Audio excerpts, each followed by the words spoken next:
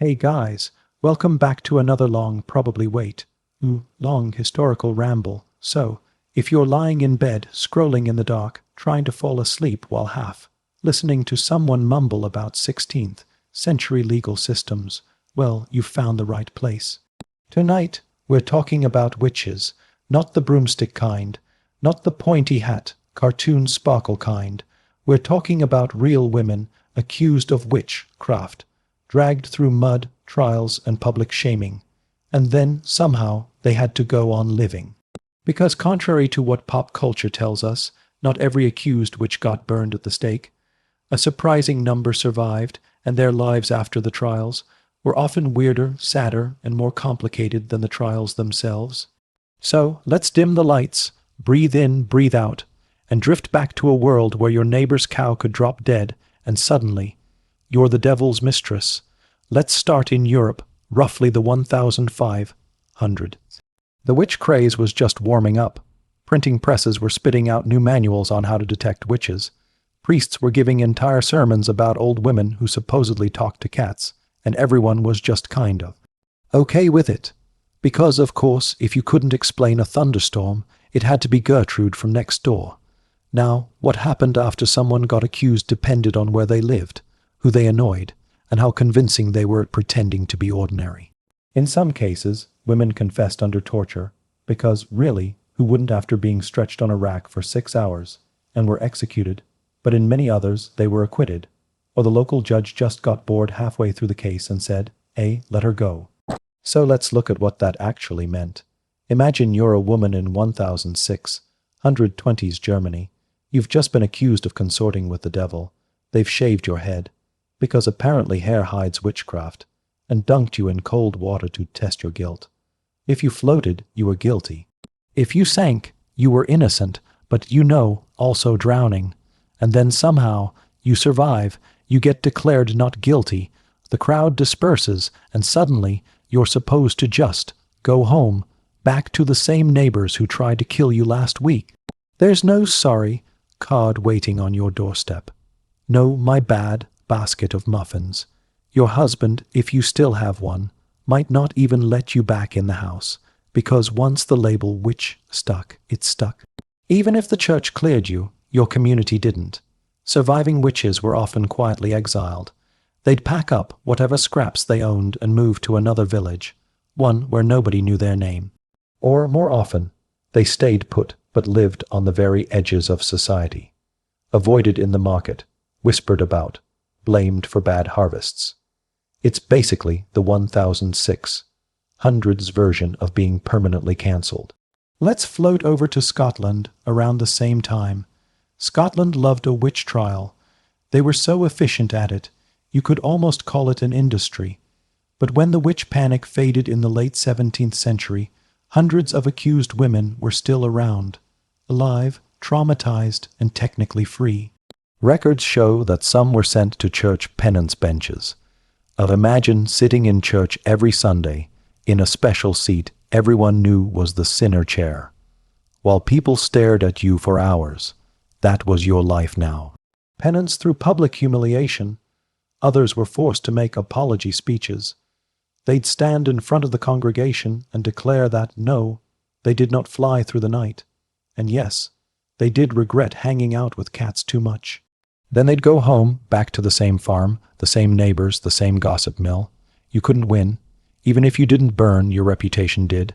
Now, let's drift over to Salem, 1692, because of course, the most famous witch trials in history, and yet, they're the ones people misunderstand the most. Out of about 200 accused, 19 were executed. 5 more died in jail, but that leaves a surprisingly large group, dozens of people, who were actually released. Their trials collapsed once the whole thing started looking ridiculous. Even the Puritans realized that spectral evidence of basically ghost gossip wasn't holding up well in court. So what happened to those survivors? Well, for one, they weren't compensated right away. It took years, sometimes decades, for the colony to admit it had messed up. In the meantime, survivors like Elizabeth Proctor tried to rebuild their lives. She got out of jail after her death sentence was delayed for pregnancy. When she returned home, Her property had been confiscated, her husband executed, and her social standing obliterated. She had to file petitions just to get her stuff back. Imagine surviving the biggest witch panic in American history, and then having to fill out paperwork for your furniture. And speaking of furniture, life after a witch trial was often shockingly mundane. A lot of surviving women had to start over from scratch, literally. They worked as midwives, herbalists, or laundresses. Ironically, the same skills that got them accused in the first place became their only way to survive afterward. People still needed healing herbs. They just pretended it wasn't witchcraft anymore. In a few rare cases, survivors managed to reclaim some status. They became community cautionary tales, living reminders of what happens when things go too far. There are even stories of former accused witches being quietly consulted for advice again. Because when your cow's sick, and you remember that one lady who always had the right potion, you might risk a discreet visit. Human nature, after all, is deeply hypocritical. Let's drift to Scandinavia for a minute.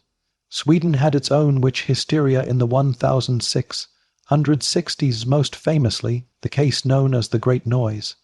Hundreds of people were accused, especially in the rural north. When the panic ended, the Swedish government actually issued an official apology, a 17th century apology, which, as you can imagine, was about as heartfelt as a thoughts and prayers a tweet. The state quietly released surviving prisoners. But released didn't mean rehabilitated. They weren't offered homes or jobs or safety. Many simply wandered, destitute, rejected, and marked forever. Local legends grew around them, the old witch who lives in the woods. In a way, their communities kept them alive as ghosts long before they died. And this is where things get kind of quietly tragic. Because while the witch hunts ended, first slowly, then all at once, the social wounds stayed open for centuries. Some villages in Germany and France still refused to bury accused witches in consecrated ground. Their descendants carried that stigma for generations. There are even documented cases in the 19th century of people digging up supposed witch graves to rebury the bones outside town limits. The witch trials weren't just about superstition. They were about control, especially of women, the elderly, the poor, or anyone who didn't quite fit the mold. And when the flames died down, that control didn't vanish. It just changed shape. Survivors of witch trials became living warnings. Be quiet, be normal, stay in line. And that, in many ways, was worse than execution. Let's pause here. Stretch your fingers. Maybe sip some water. Because in part 2, we're going to wander into the stranger corners of post-trial life. The women who profited from their reputations, the rare men accused of witchcraft, and how, somehow, witch panic turned into early pop culture. So, take a breath. We'll float deeper into the ashes in the next part.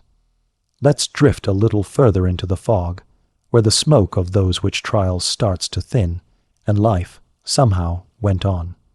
Because while some accused witches quietly disappeared into history, others got kind of famous, and not the good kind of famous. The people whisper when you walk by a kind. The "oh look, it's her" kind. Take, for example, the few survivors who learned to lean into it. If you were branded a witch and everyone already thought you were half devil anyway, sometimes the only way to survive was to play along, just a little. In some parts of Germany, women who had once stood trial started offering protection charms. They weren't calling them spells, of course. Just helpful little items. A pouch of herbs, a knotted ribbon, a whispered prayer in exchange for a few coins. People said they didn't believe in magic anymore. But when their cows got sick, or their babies cried all night, they somehow ended up knocking on the witch's door. It's a strange kind of power when fear turns into quiet dependency. One minute they want to hang you, the next they're asking for your secret cure for warts. Human inconsistency at its finest. Some survivors even used their reputations as a kind of shield. Don't mess with her. People would say, she knows things. And just like that, a woman who had nearly been executed became untouchable. Not out of respect, of course, out of caution. The threat of witchcraft had a way of keeping annoying neighbors away. You could almost call it an accidental social perk, but for most it wasn't quite so empowering. The years after a witch trial were heavy, quiet years. Think about it. If your entire village just watched you being accused of serving Satan, there's no simple way to bounce back from that. People stared, children whispered, old friends crossed the street. You could feel it every time you stepped outside, and yet these women kept living. They had no choice. They went back to baking bread, tending goats, fetching water from the well. Life in early modern Europe didn't pause for your trauma. There was always another mouth to feed, another winter to get through. You learned to keep your head down and pretend not to notice the looks.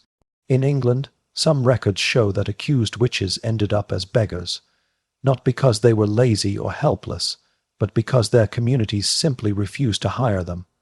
Once branded untrustworthy, you couldn't even get work cleaning someone's floor. In some towns, former witches were forced to wear special clothing during public church services, just to remind everyone what they'd done, or rather, what they were accused of doing. It's like a scarlet letter, but make it medieval. And yet, in a strange twist, that same fear that ruined their lives also made them unforgettable.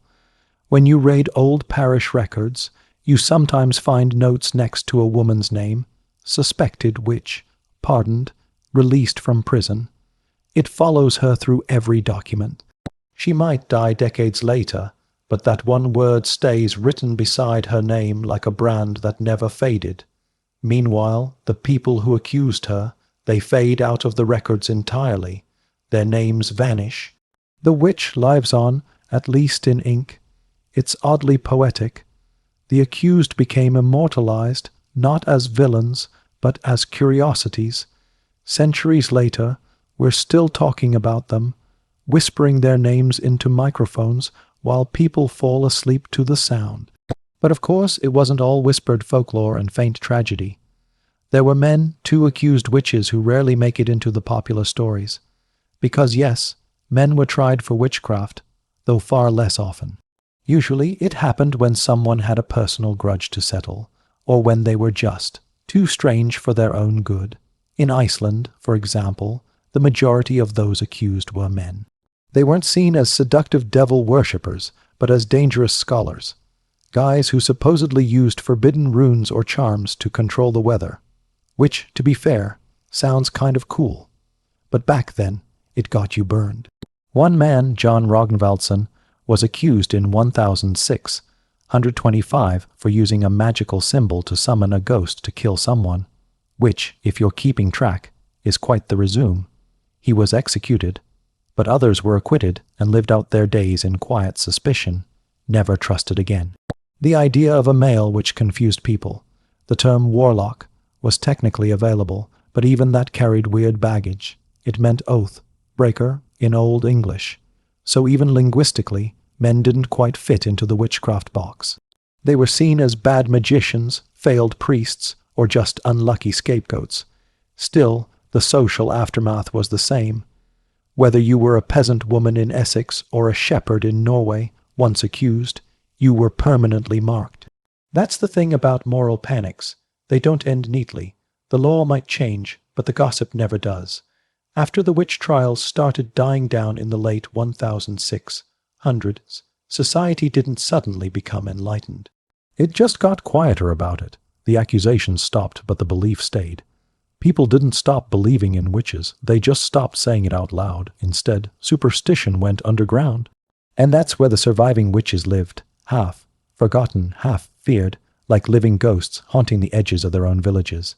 In places like rural France, local legends grew around them. You'll find 18th century folk songs about the old woman of the hill, who could bless or curse your fields depending on her mood. Was she a real person? Probably once.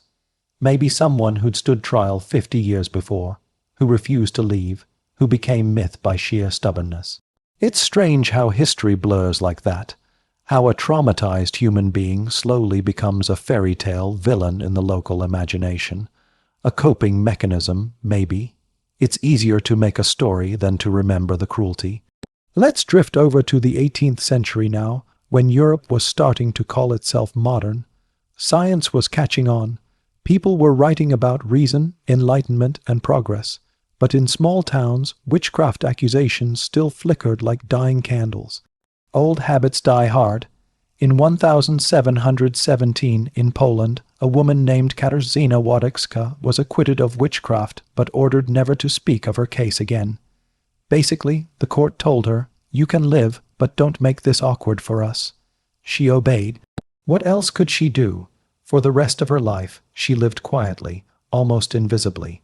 And yet, her name survived in the records, hers, and not the judges'. Some accused witches even outlived the institutions that condemned them. In Germany, the last known official witch trial happened in 1775, in a small town called Kempten. The woman, Anna Maria Schweiglen, wasn't executed, but she was imprisoned for life. When the Enlightenment finally caught up and people realized this was barbaric, it was too late for her. She died in her cell decades later, long after everyone had moved on. Imagine that. The world had moved into powdered wigs and scientific revolutions, and she was still locked up for making the wrong people nervous. History doesn't move at the same speed for everyone. By the 19th century, the witch trials were over, officially, but the cultural memory lingered like smoke after a fire. You see it in literature, in folklore, in the way people still whispered about curses and bad luck. Villages with a history of witch burnings would sometimes avoid mentioning it entirely, as if silence could erase it. Other times they leaned into it. Witches became tourist stories. Oh yes, our town once burned 20 of them, right over there by the bakery. It's funny how people rebrand horror into heritage once enough time passes. But what about the descendants? In some regions, family names connected to witch trials carried quiet stigma for generations. Marriages were harder to arrange. Property disputes mysteriously went against them. There are 19th century parish documents that still list certain families as of questionable reputation. All because 200 years earlier someone's great-grandmother had owned too many cats. And here's the odd twist. By the Victorian era, the image of the witch started changing. What was once a curse became, slowly, a kind of fascination. Painters and poets began romanticizing witches as tragic figures, misunderstood women in misty forests. People started hosting seances, reading about spells, dabbling in spiritualism. Suddenly, witchcraft was fashionable again. The descendants of the accused might still be looked down on in their villages, but in urban salons, people were literally paying to summon spirits. You have to admire the irony. The same elite classes that once cheered for witch burnings were now reading tarot cards over tea. Progress, in its own hypocritical way, of course, for the real people. The descendants still living in the shadows of those old accusations. It wasn't quite so whimsical. They carried stories quietly, family whispers. Your great-grandmother was one of the lucky ones. Lucky, meaning she survived. Lucky, meaning she only lost her land, her children, and her reputation.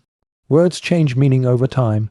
Even now, in small European villages, you'll find memorials to those who were executed for witchcraft. Simple plaques, sometimes placed centuries after the fact. The wording is always careful, in memory of those wrongfully accused. Never in memory of the women we burned. That part, history still struggles to say out loud, and for those who weren't burned, the survivors, there are rarely any memorials at all. Their stories don't end dramatically enough. They just fade, which is fitting in a way. Their lives after the trials were all about fading quietly, staying invisible enough to survive. Still, if you trace local folklore closely, you'll find their ghosts. A cottage said to be cursed, a field people avoid after dark, a story told to children about the woman who could talk to animals. It's not much, but it's something, a tiny echo in the collective memory. And sometimes, when historians dig through old archives, they find a detail that brings one of them back to life, a signature on a petition, a note in the margin of a court record. One woman in Essex, released from prison in 1647, signed her name Goody H. Beside the words "cleared by God's mercy," You can almost hear her voice through the ink-relieved, exhausted, maybe even bitter. It's not much of a victory, but it's survival.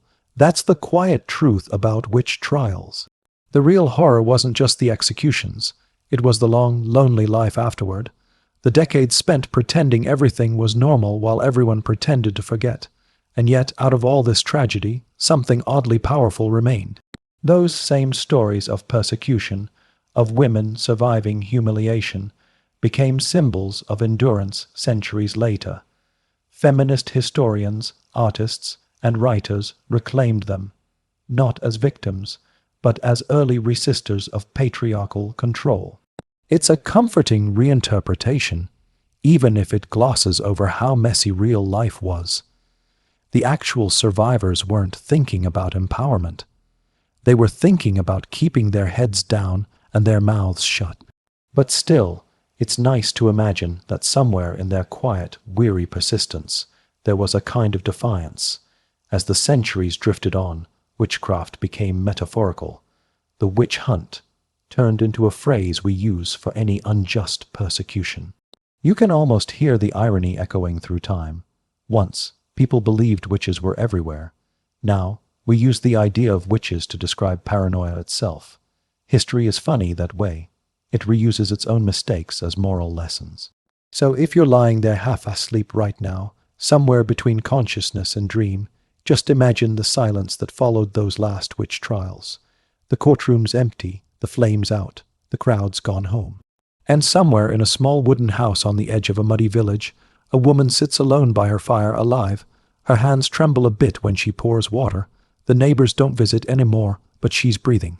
That somehow feels like victory, and centuries later people will tell stories about her. They'll call her mysterious, maybe magical. They'll forget the cold, the hunger, the fear. They'll turn her into something otherworldly. Because it's easier that way. Easier to dream about witches than to remember what we did to them. So now the fires are out, the courts are closed, and Europe has decided it's suddenly rational. Or at least it's pretending to be. Enlightenment thinkers are writing long essays about reason, while in the same towns, people are still nailing horseshoes above their doors and whispering about the woman who lives near the marsh. Officially, witches are over. Unofficially, everyone still thinks they know one. It's funny how superstition doesn't die. It just goes underground and starts wearing different clothes. By the 18th century, the word which turns into wise woman, cunning man, herbal healer. Same jobs, new branding. The marketing department of rural Europe really pulled through.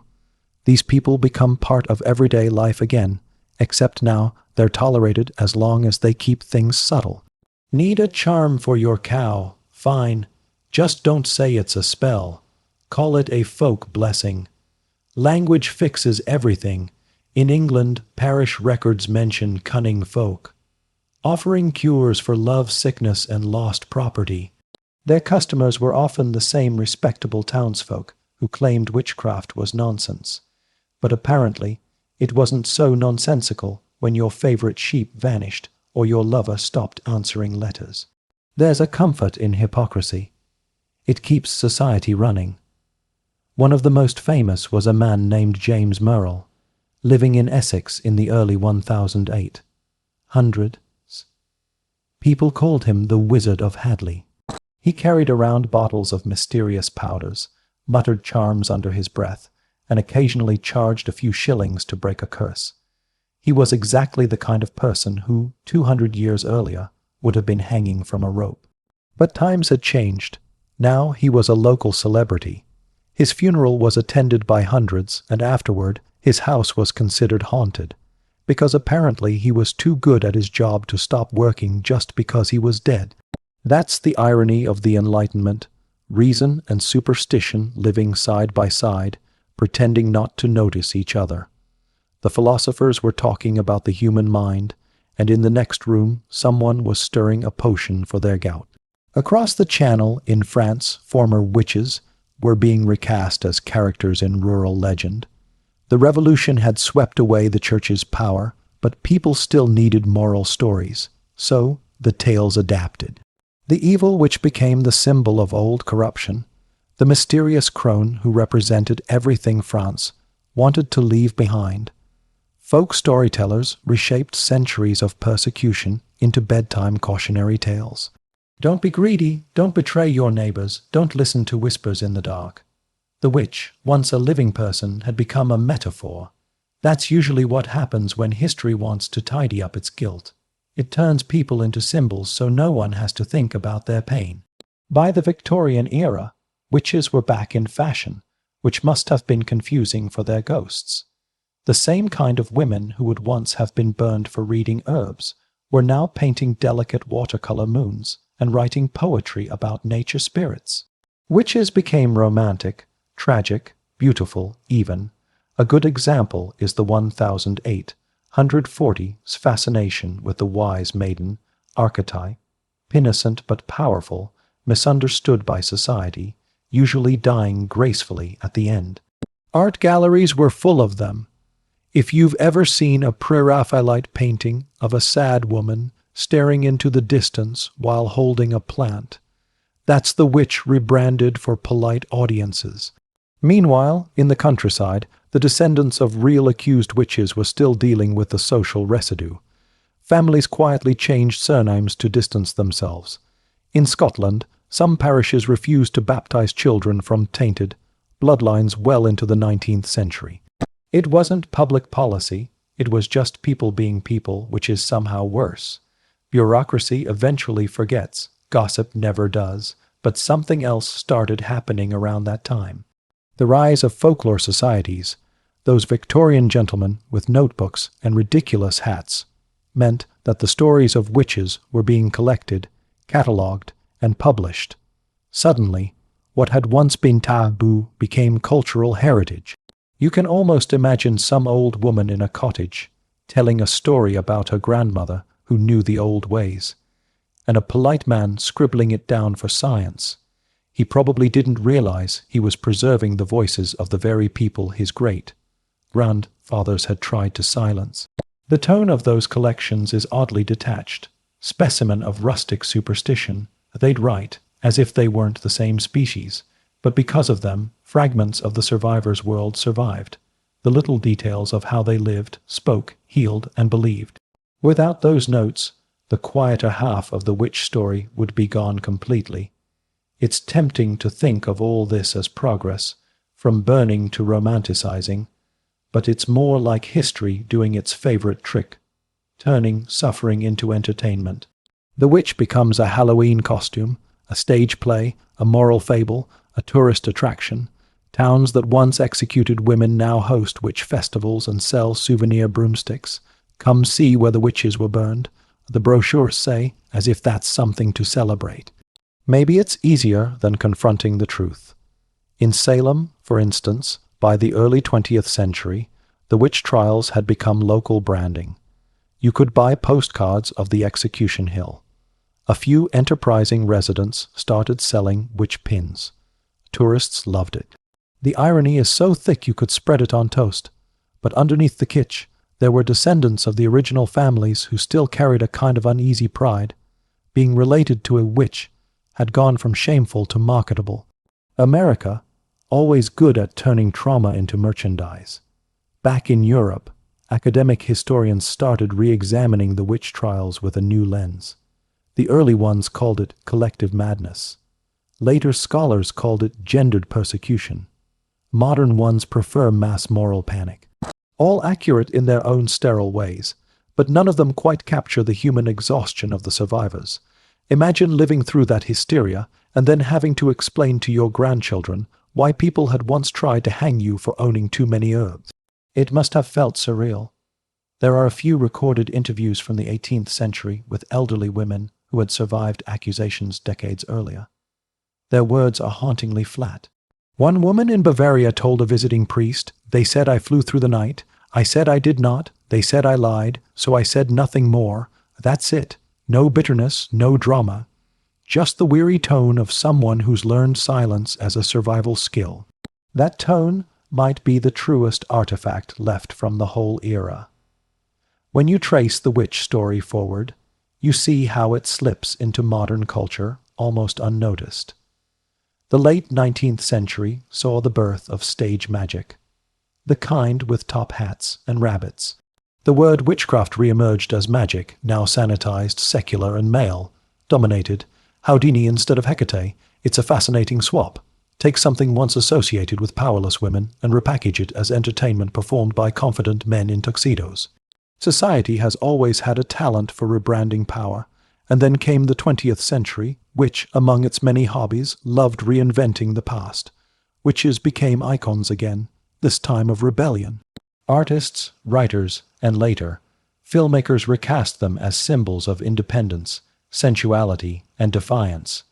The same traits that once got people killed were now marketed as empowerment. It's poetic justice, even if it's built on a very selective memory. In 1954, a British civil servant named Gerald Gardner published a book called Witchcraft Today. He claimed that witchcraft had never really died, that an ancient pagan religion had secretly survived through centuries of persecution. It wasn't exactly true, at least not historically, but it felt true to people who were tired of organized religion.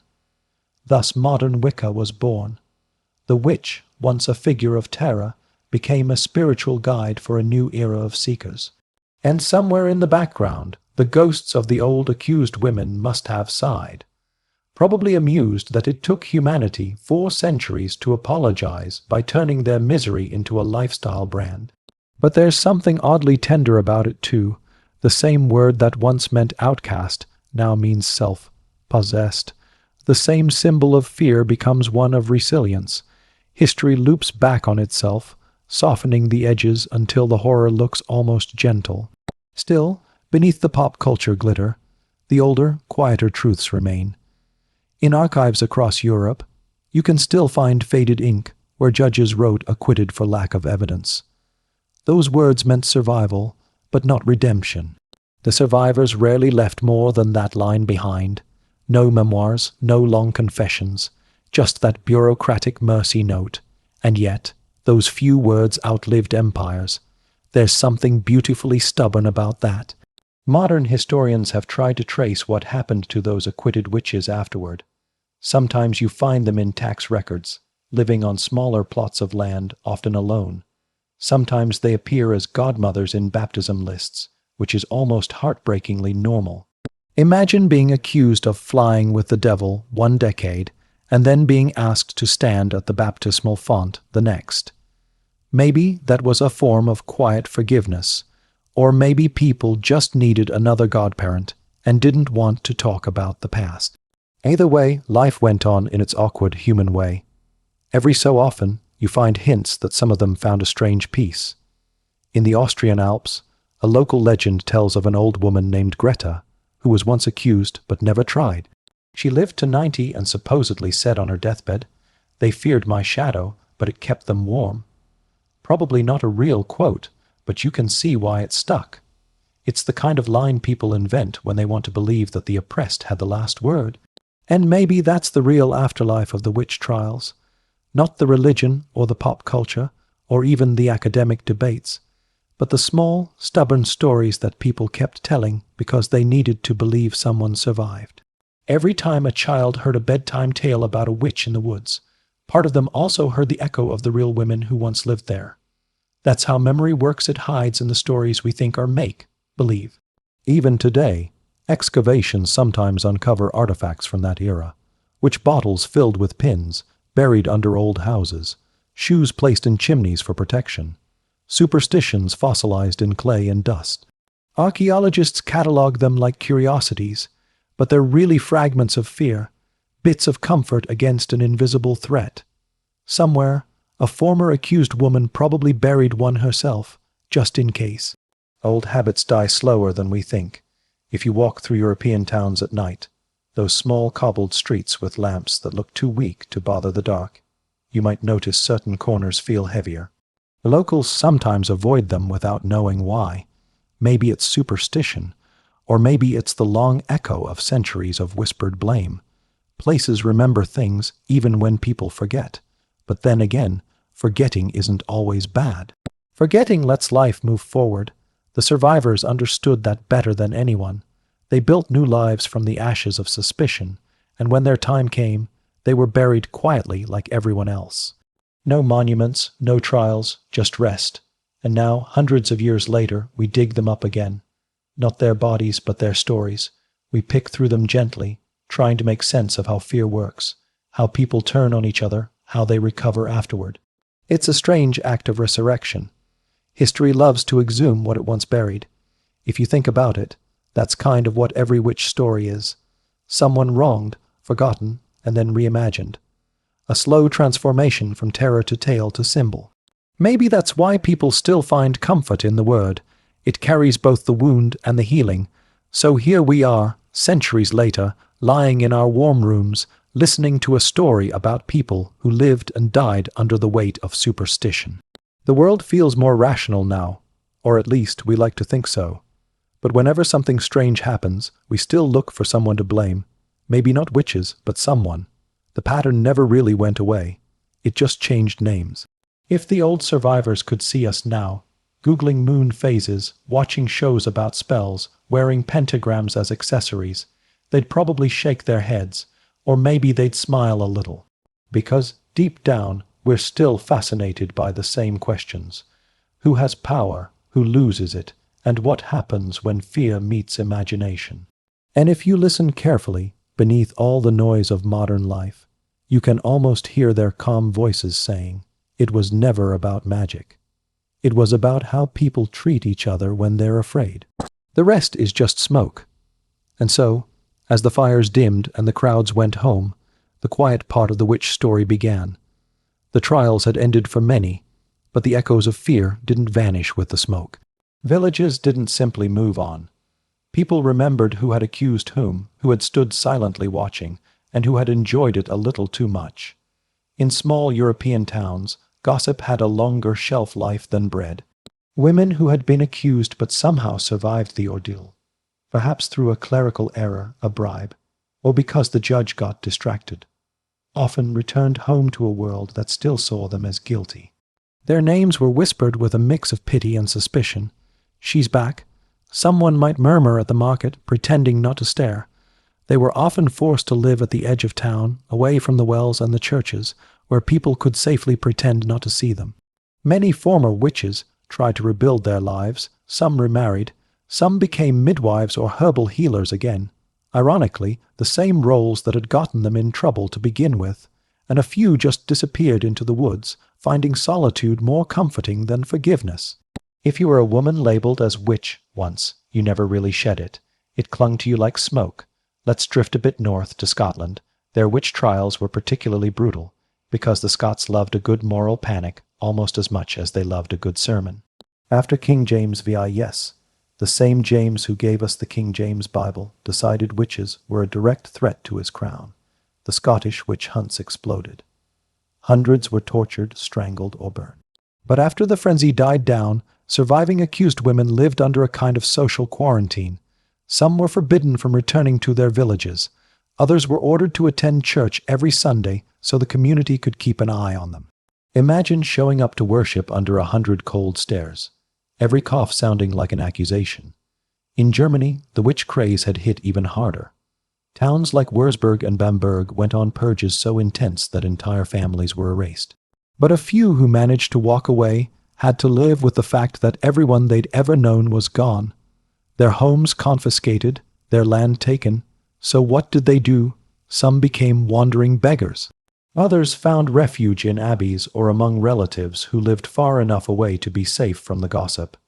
And occasionally, the church itself offered them something resembling sanctuary, but usually at a price: repentance, public humiliation, and years of servitude. It's easy to imagine that once witch trials were over, everyone just stopped believing in magic. Not quite. Belief in witchcraft hung around like an old superstition that refused to die. Even into the 18th century, farmers would still nail horseshoes to doors to ward off curses. Mothers would still whisper charms against the evil eye. The church publicly discouraged it, of course, but in private, priests would quietly bless amulets or special water. Because when it came down to it, faith and fear were often the same thing dressed in different robes. And then there's the legal afterlife of the witch hunts. Some historians have found fascinating records showing that, decades later, descendants of accused witches petitioned for their ancestors' names to be cleared. One notable example is in Salem, Massachusetts. The 1,692 trials had ended with 19 executions, but the shame lingered for generations. In the 1,700s and even the 1,800s, family members went to court to have those guilty verdicts reversed. Massachusetts finally issued formal apologies in the 20th century, about 300 years too late. But hey, bureaucracies move slowly. Speaking of Salem, let's float there for a moment. After the panic faded, the survivors. Yes, there were some found themselves in a shattered community. Neighbors avoided one another. Families of the executed were left destitute. Their land was seized or left untended. Some moved away entirely, seeking towns where their last names weren't known. And for those who stayed, every knock at the door probably carried a little echo of dread. The people who had testified against them, the judges, the ministers, they were still around, pretending everything was fine. The trials ended, but the silence afterward might have been even more haunting. Across Europe, some accused witches turned their misfortune into strange forms of celebrity. In a few regions, people came to see survivors as oddly powerful, almost mystical figures. If you'd survived the Inquisition's torture chamber or escaped a pyre, people assumed you must have had help from, well, somewhere. So they came to you for love potions, charms, blessings, half out of fear, half out of fascination. Some of these women leaned into the role. After all, it was better to be a feared witch than a forgotten widow. Let's glide over to France for a moment. The country had fewer witch executions than Germany or Scotland, but its trials were more theatrical. After an accused witch was acquitted, or somehow pardoned, they often had to go through something called a charivari, a kind of mock parade where the community publicly welcomed them back with noise, taunts, and song. The idea was that this public shaming cleansed the moral stain. In reality, it was just an excuse for people to humiliate someone and call it justice. Even after all that, former witches sometimes found surprising allies. Certain noblewomen, fascinated by the occult, quietly invited them into courts or salons. In 17th century France, the occult was almost fashionable. Think of figures like Catherine Monvoisin La Voisin, who hosted secret rituals for the aristocracy. So if you were an ex-witch with the right kind of charm, you might find yourself mixing potions for duchesses instead of peasants. Social mobility, medieval style, but not all outcomes were so strange. In Eastern Europe, witchcraft beliefs remained woven into rural life well into the 19th century. Local healers, often old women, walked a fine line between respected medicine and forbidden magic. They'd been called witches before. They knew it could happen again. But in isolated villages, people needed them. When your cow stopped giving milk or your baby wouldn't sleep, you didn't call the priest. You called the wise woman. And you paid her quietly, in eggs or bread, hoping the neighbors didn't see. In that way, witchcraft never truly disappeared. It just went underground, hidden in lullabies, old charms, whispered recipes, passed down from grandmother to granddaughter, stripped of its danger but not its mystery. If you listen closely to folk songs from parts of Europe, you can still hear traces of those women's worlds. A mention of a moonlit herb, a secret door, a name you're not supposed to say aloud. Let's drift a little into the 18th and 19th centuries, when Enlightenment thinkers began to look back at the witch trials with disbelief. How could we have been so foolish? They asked, conveniently forgetting that their own ancestors had lit the torches. Philosophers like Voltaire mocked the hysteria, calling it proof of ignorance and fanaticism. Historians started collecting trial records, not to punish anyone, but to understand how entire societies could lose their minds. Still, even as Europe grew more rational, witch hunting continued in other parts of the world. The fear just moved, migrated like a dark superstition with a passport. In colonial America, Africa, and parts of Asia, accusations kept happening under different names. The cycle of fear, accusation, and punishment is a human habit that never quite dies. But if we return to those who actually lived through it, the women and men branded as witches, the story is quieter. Their lives after the trials were about survival, not rebellion. They adapted. Some found new faith, others lost it. Some lived long enough to see witchcraft redefined, even romanticized. Imagine being 80 years old, once called a witch, and hearing that nobles now hired astrologers again because it was fashionable. You might just smile, toothless and tired, thinking, took them long enough to come around. In the end, what really happened to witches after their trials is what always happens after any mass panic.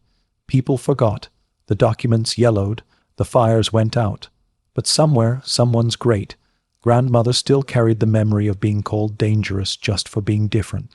Let's stay here for a moment, between history and memory. The witch trials weren't just about superstition. They were about control. Fear was the currency that kept the system running. Women who spoke too freely, healed too well, or lived too independently were labeled dangerous because they were inconvenient. When the trials ended, the labels remained, just dressed in new words: heretic, hysteric, rebel, or simply difficult. And perhaps that's the real ghost story of the witch hunts, not the ones about flying broomsticks or midnight pacts, but about what happens when fear becomes law and law becomes habit. The witches who survived carried that lesson quietly through their lives. They learned how to move unseen, how to speak softly, and how to hide wisdom in stories. As centuries passed, their descendants forgot the trials but kept the tales. They told children to avoid the woods at night, not because witches lurked there, but because fear itself does. And even today, when we use the word witch hunt, we're still echoing that long, tired history of blame and pan, whispered like a warning from the past. Let's float forward again toward the candlelight of another era, another set of strange stories waiting in the dark. But that's for later. For now, maybe just close your eyes, let the flames fade, and remember that the real magic in history is how people kept surviving, even after the fires went out. And as we drift through the ashes of those forgotten pyres, you start to realize. History doesn't clean up after itself. The smoke just settles. In the quiet years after the witch trials, Europe tried to pretend it had grown wiser, more civilized, more enlightened. But the truth was, no one really learned anything. The same fear just changed costumes. Where once a woman could be called a witch for speaking her mind, now she was called unruly, unnatural, or my personal favorite, too clever for her own good. Same fear, fancier vocabulary.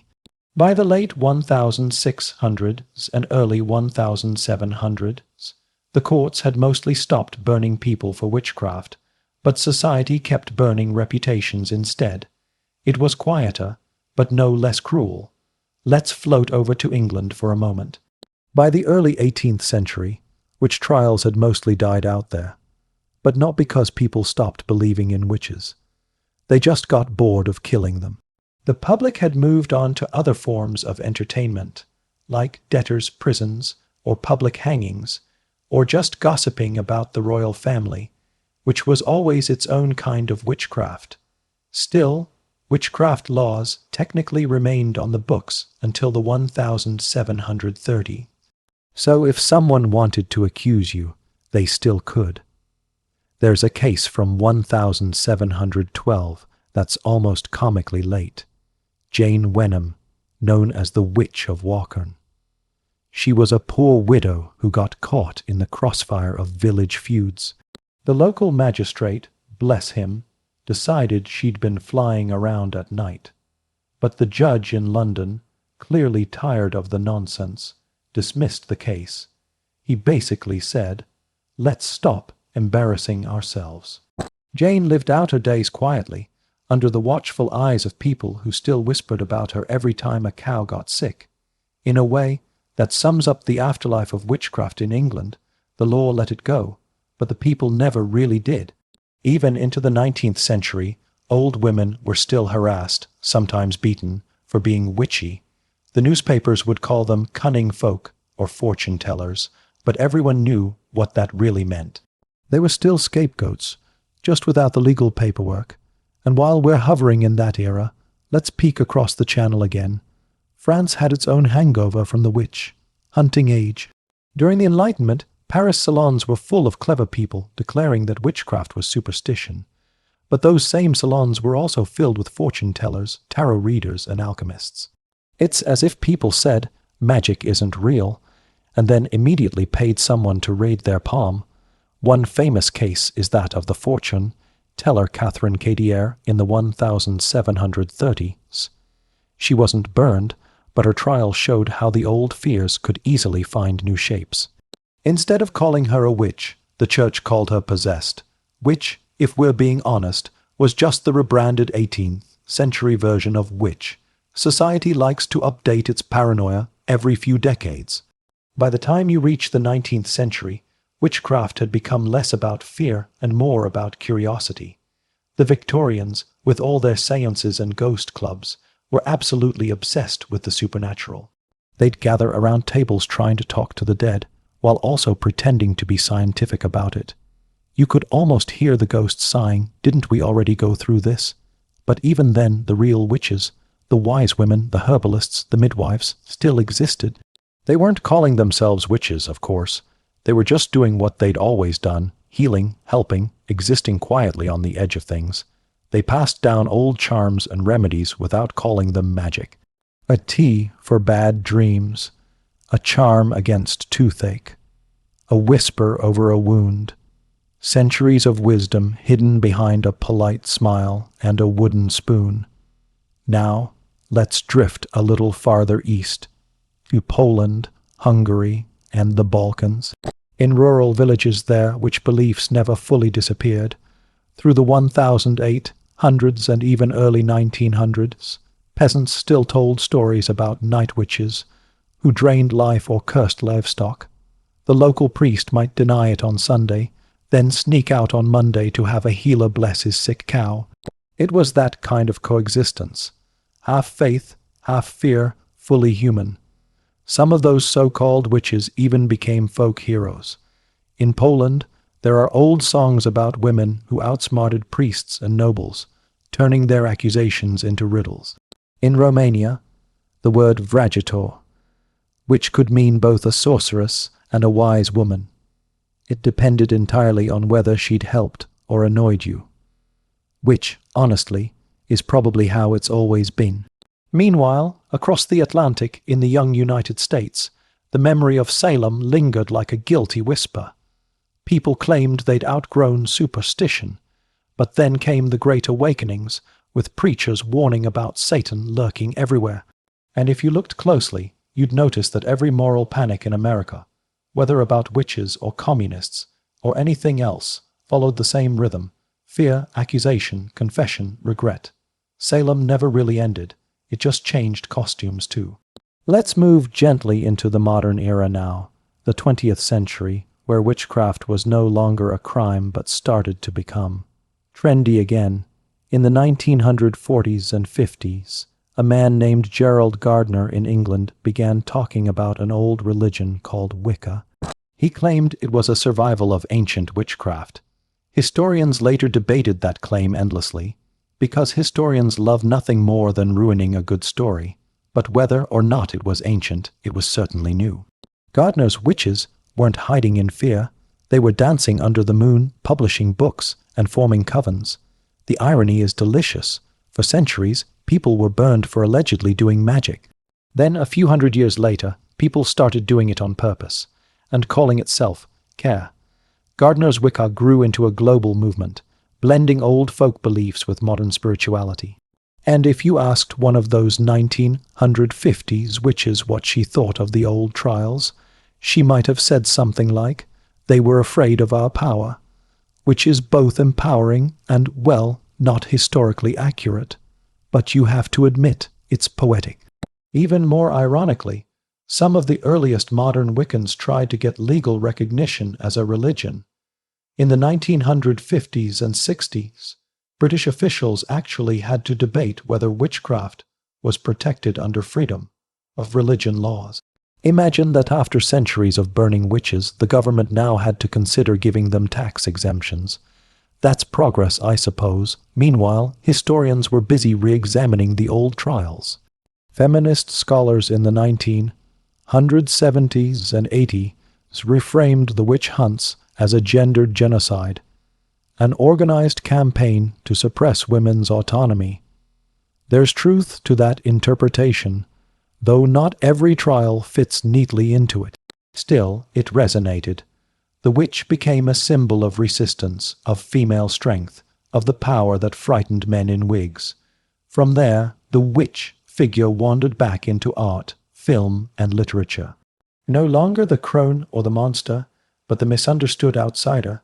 Think of movies, novels, Halloween costumes, all quietly rewriting the witch from villain to icon. It's strange, isn't it?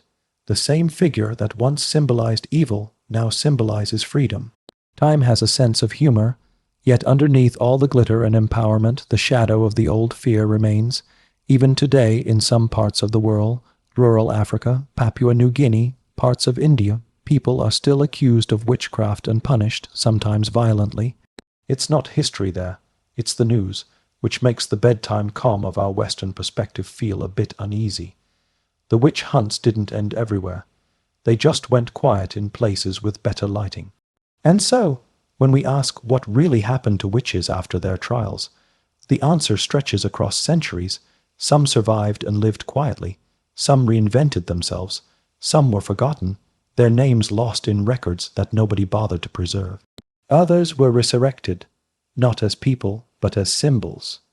The witch went from a hunted woman to an archetype, a myth, a brand. But beneath all the modern layers, tarot decks, moon rituals, aesthetic Instagram feeds, there's still a trace of the real thing. The smell of herbs, the whisper of wind through trees, the memory of a woman standing alone while her neighbors judged her, a flicker of something that never quite died.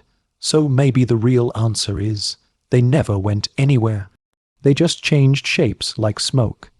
And as we let that thought settle, the air feels heavy but calm. The fires are gone, the shouting has stopped, and what's left are the stories. The quiet ones, the ones history forgot to silence. Let's rest there a moment, because after centuries of fear and accusation, maybe the most radical thing a witch could do is just exist peacefully. So now we find ourselves floating somewhere between the world that hunted witches and the one that romanticizes them. The noise has faded. All that's left is the low hum of memory. The witch, as a figure, has survived in every way her enemies didn't intend her to. She's become literature, film, icon, rebellion, healing. But before all that glamour, before she became a symbol, she was a person, a woman with calloused hands, a man who gathered herbs at dawn, a midwife who knew how to stop a fever with willow bark. These were the people who got branded with the word witch. And when the trials ended, they went back to their lives. Except their lives never went back to them. That's the quiet cruelty of the story. History tends to think of endings as clean breaks, but trauma doesn't obey calendars. In the decades after the last trials, those who'd lived through them had to coexist with the people who'd tried to destroy them. You can imagine it, walking past the magistrate's house every morning, seeing the same window where your confession was read aloud, or running into the neighbor who swore under oath that you'd flown through his chimney, and everyone pretending it never happened, because admitting it did would mean admitting how wrong they were. The church quietly rewrote the narrative. Witch hunts became errors of the past. Local priests were told to emphasize mercy and reason, which was convenient, because nothing helps you move on from centuries of torture like just not talking about it. By the 1700s, preachers were telling congregations that superstition was a sin in itself. It's almost funny. The same institution that once told you witches were real now told you it was sinful to believe they ever had been. Humanity is nothing if not adaptable in its hypocrisy. Meanwhile, the old superstitions drifted underground. In Europe's countryside, folk healing continued almost unchanged. The same old charms were spoken, only with slightly different words. A blessing in the name of God and the Virgin, replaced by moonlight and willow. The herbs were the same, the rituals the same, just translated into safer language. The witchcraft that survived wasn't rebellion. It was memory disguised as obedience. In some regions, people still performed protective rituals in secret. A nail above a door, a broom by the hearth, salt scattered at thresholds. Simple, domestic magic, so ordinary you'd almost miss it. But these gestures carried centuries of fear, condensed into habit. Maybe it wasn't about believing in spells anymore. Maybe it was just about control. After generations of terror, people wanted to feel that they could ward off something. Anything, even if they didn't quite believe in it anymore. Let's drift now to the people who didn't survive, the ones erased. Their names remain only in legal documents, usually written in cramped Latin or bad German. You can find them in dusty archives, next to inventory lists and tax records. They're not even remembered as individuals, just as case numbers, confessed under duress, executed by fire, body buried in unconsecrated ground. There's something chilling about how bureaucratic cruelty can sound. Some historians have spent lifetimes trying to restore those names, quiet work, sifting through fragments, trying to match confessions to real human lives. They find notes about the weather that day. The price of wood for the pyre, the witness list. It's not dramatic, but it's intimate, like hearing a whisper through centuries of static. Every line of ink says the same thing, fear disguised as justice. But let's not get too heavy. This is supposed to be a bedtime story after all. Picture instead a small village in the early 1700s. The witch trials are over. Life has resumed its dull rhythm. The church bell rings, cows need milking, gossip travels faster than carts. A young girl might still hear stories about witches, but now they're bedtime warnings, not courtroom evidence. Don't talk to strangers in the forest, her mother says, and don't take food from old women. It's less theology, more folklore now. The fear has softened into bedtime wisdom. That's how collective memory works. It forgets the violence but keeps the shape of it. The witch becomes a fairy tale villain, so the children won't be afraid of real neighbors. The danger becomes a story, and the story becomes culture. By the time the Grimms collected their fairy tales in the 19th century, witches were no longer neighbors. They were mythical. Their cauldrons and cats and candy houses were caricatures of a horror that had once been real. And that distance made it easier to sleep at night. But the story never truly stopped evolving. The 20th century found witches again, this time in literature that dared to ask questions.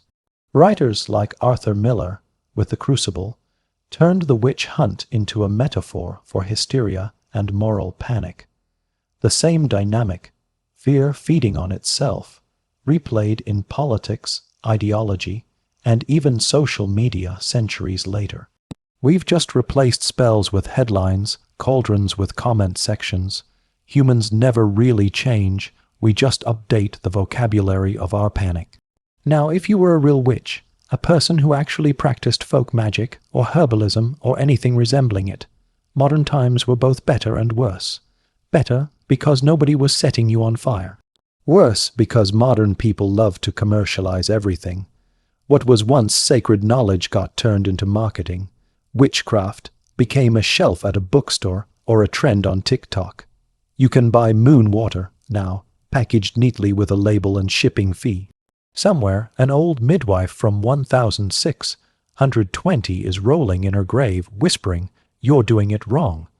Still, there's something oddly comforting about it all, that people still reach for magic, even in an age of science and Wi-Fi.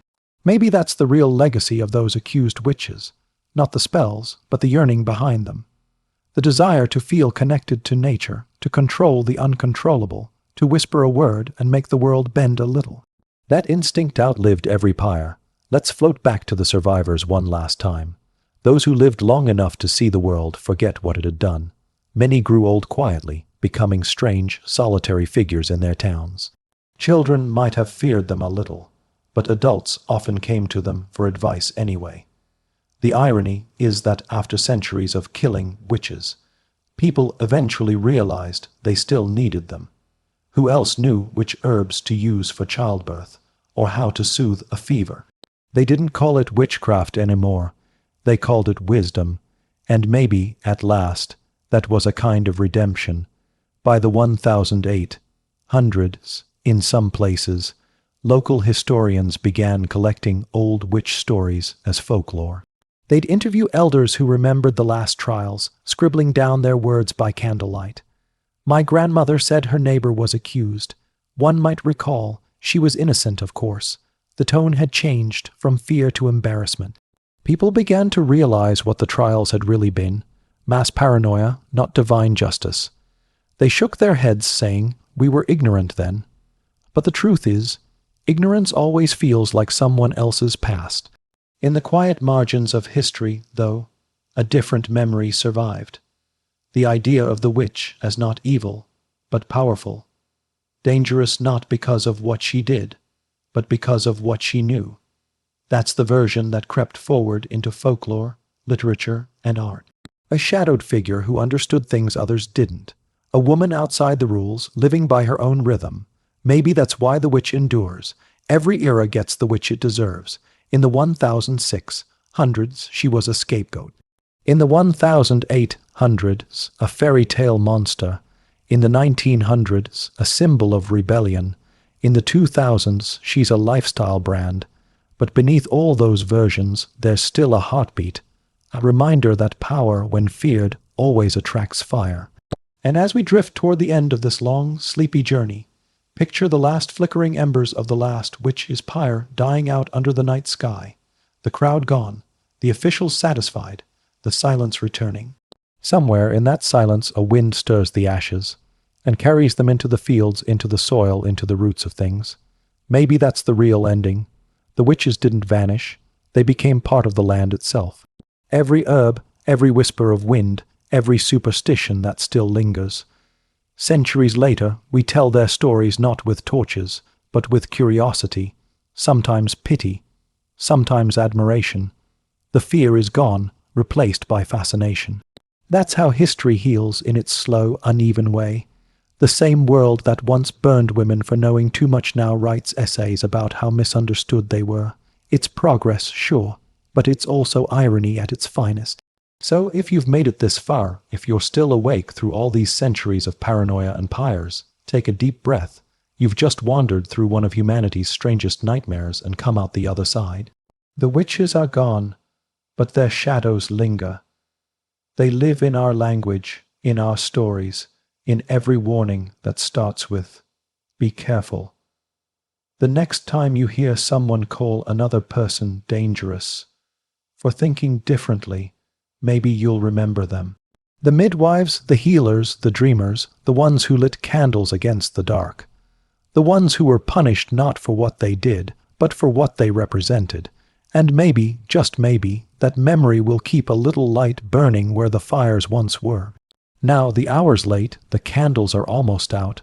The world outside your window is quiet, patient, forgiving in its own way. So close your eyes, let the ghosts rest. And as the night folds around you, remember, every witch burned in history was, in the end, just another human being trying to survive a world afraid of its own shadow. Sleep well. The trials are over. But the story doesn't really end there, does it? History never closes its doors completely. It only leaves them slightly ajar, just enough for memory to slip back through when no one's looking. And that's what happens with witches, with women who carried knowledge, with men who refused to follow rules carved by fear. The past breathes quietly beneath the surface of the present, waiting to be noticed again. After the trials faded into whispers, the lands that had burned with hysteria grew quiet. People tilled the same soil that had once soaked in the ashes of the condemned. They built new homes over forgotten graves. Children played where stakes had stood, and though no one said it aloud, the earth remembered. Every root, every seedling that pushed its way to the light carried the memory of those whose only crime was understanding nature too deeply. In the Scottish Highlands, travelers still talk of places where the air feels heavier. Old women would point to certain fields and say, "No crops grow there since the burning." Whether it was true or not didn't matter. The story itself carried the weight of truth. In Germany and France, the ruins of medieval courthouses became schools and libraries. Imagine that irony, children learning letters where confessions were once forced out through screams. Humanity's strange circle of cruelty and learning. And yet, despite all that silence, people never stopped searching for the real story. By the 1800s and 1900s, scholars and folklorists began to dig up the old records. They wanted to know what kind of madness had possessed their ancestors. Some found explanations in economic crop failures, famines, plagues that made people desperate to blame someone. Others said it was theology, a sickness of faith. But some, the poets and the dreamers, said maybe it was something deeper. Maybe humans just can't bear mystery without trying to destroy it. The witch, after all, represented the unknown, the part of life that couldn't be measured or contained. She was the unexplainable illness, the sudden storm, the child born too strange to understand. And when people couldn't explain those things, they made an enemy of the one who could. It was easier to burn a woman than to confront chaos itself. So centuries later, when people rediscovered witchcraft as a form of spirituality or identity, it wasn't really a return. It was an apology wrapped in fascination. The modern witch lights candles not out of rebellion but remembrance. Each ritual, each circle drawn in salt, is a quiet way of saying, we remember what was taken and we claim it back. In some villages in Europe today, locals have begun to build small memorials for the victims of witch trials. A simple plaque, a carved stone, sometimes just a name. Tourists pass by, take photos, move on. But to the villagers, those stones matter. They mark a turning point in the collective soul. Where fear once ruled, acknowledgement grows. Where screams once echoed, there's silence that listens. You can feel the shift in the wind if you stand there long enough. The sense that the ground has been waiting for forgiveness. History, when left unspoken, curdles like milk. It needs to be aired out, told aloud, even when it hurts. And that's what these memorials do. They let the ghosts breathe. But the real continuation of this story isn't in the memorials. It's in us. In the way modern people chase meaning in a world that has forgotten mystery. We light candles, whisper affirmations, trace constellations in the sky. We call it mindfulness, spirituality, astrology. But in truth, it's the same instinct that made someone centuries ago pick up an herb and say a prayer. The same yearning to connect to something larger than ourselves. The witch never really left. She just changed her language. Today she speaks through those who question authority, who challenge dogma, who heal with words, art, and presence instead of potions. She lives in every person who refuses to bow to blind fear. Every artist, every scientist, every healer who looks at the world and says, there must be more to this. That's the subtle magic of survival, not fire, not flight, but persistence. The kind that seeps quietly through generations until it becomes part of everyone's bones. And when you think about it, maybe that's what makes history both tragic and beautiful. The people who are silenced never truly disappear. They leave traces, habits, phrases, songs, instincts. Maybe when a mother soothes her child with a lullaby passed down from her grandmother, she's echoing a witch's prayer without even knowing it. Maybe every superstition that makes us knock on wood or avoid walking under ladders is a fossil of old fears, worn smooth by time. The witch's legacy isn't about spells or sorcery. It's about endurance. About the human need to hold on to meaning even when the world insists it's madness. So, as the night deepens and our story drifts further from the flames, imagine this. Somewhere, far from cities and noise, a woman tends a small garden. She knows which plants bloom in moonlight, which roots cure pain. She doesn't call herself a witch. She doesn't need to. The world doesn't burn people like her anymore, but it still misunderstands them. She hums as she works, unaware that she's carrying 1,000 years of forgotten memory in her hands. That's how history continues, not with endings, but with echoes. The world that once hunted witches now writes books about them, makes films, where symbols once feared.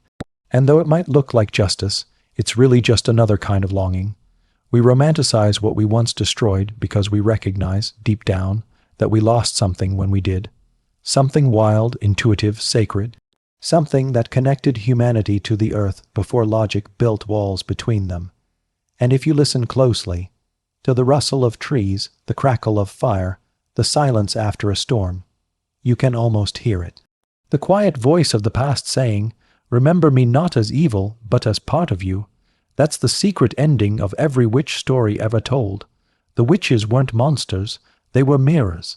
And the real magic was never in their spells. It was in their courage to be different in a world that demanded sameness.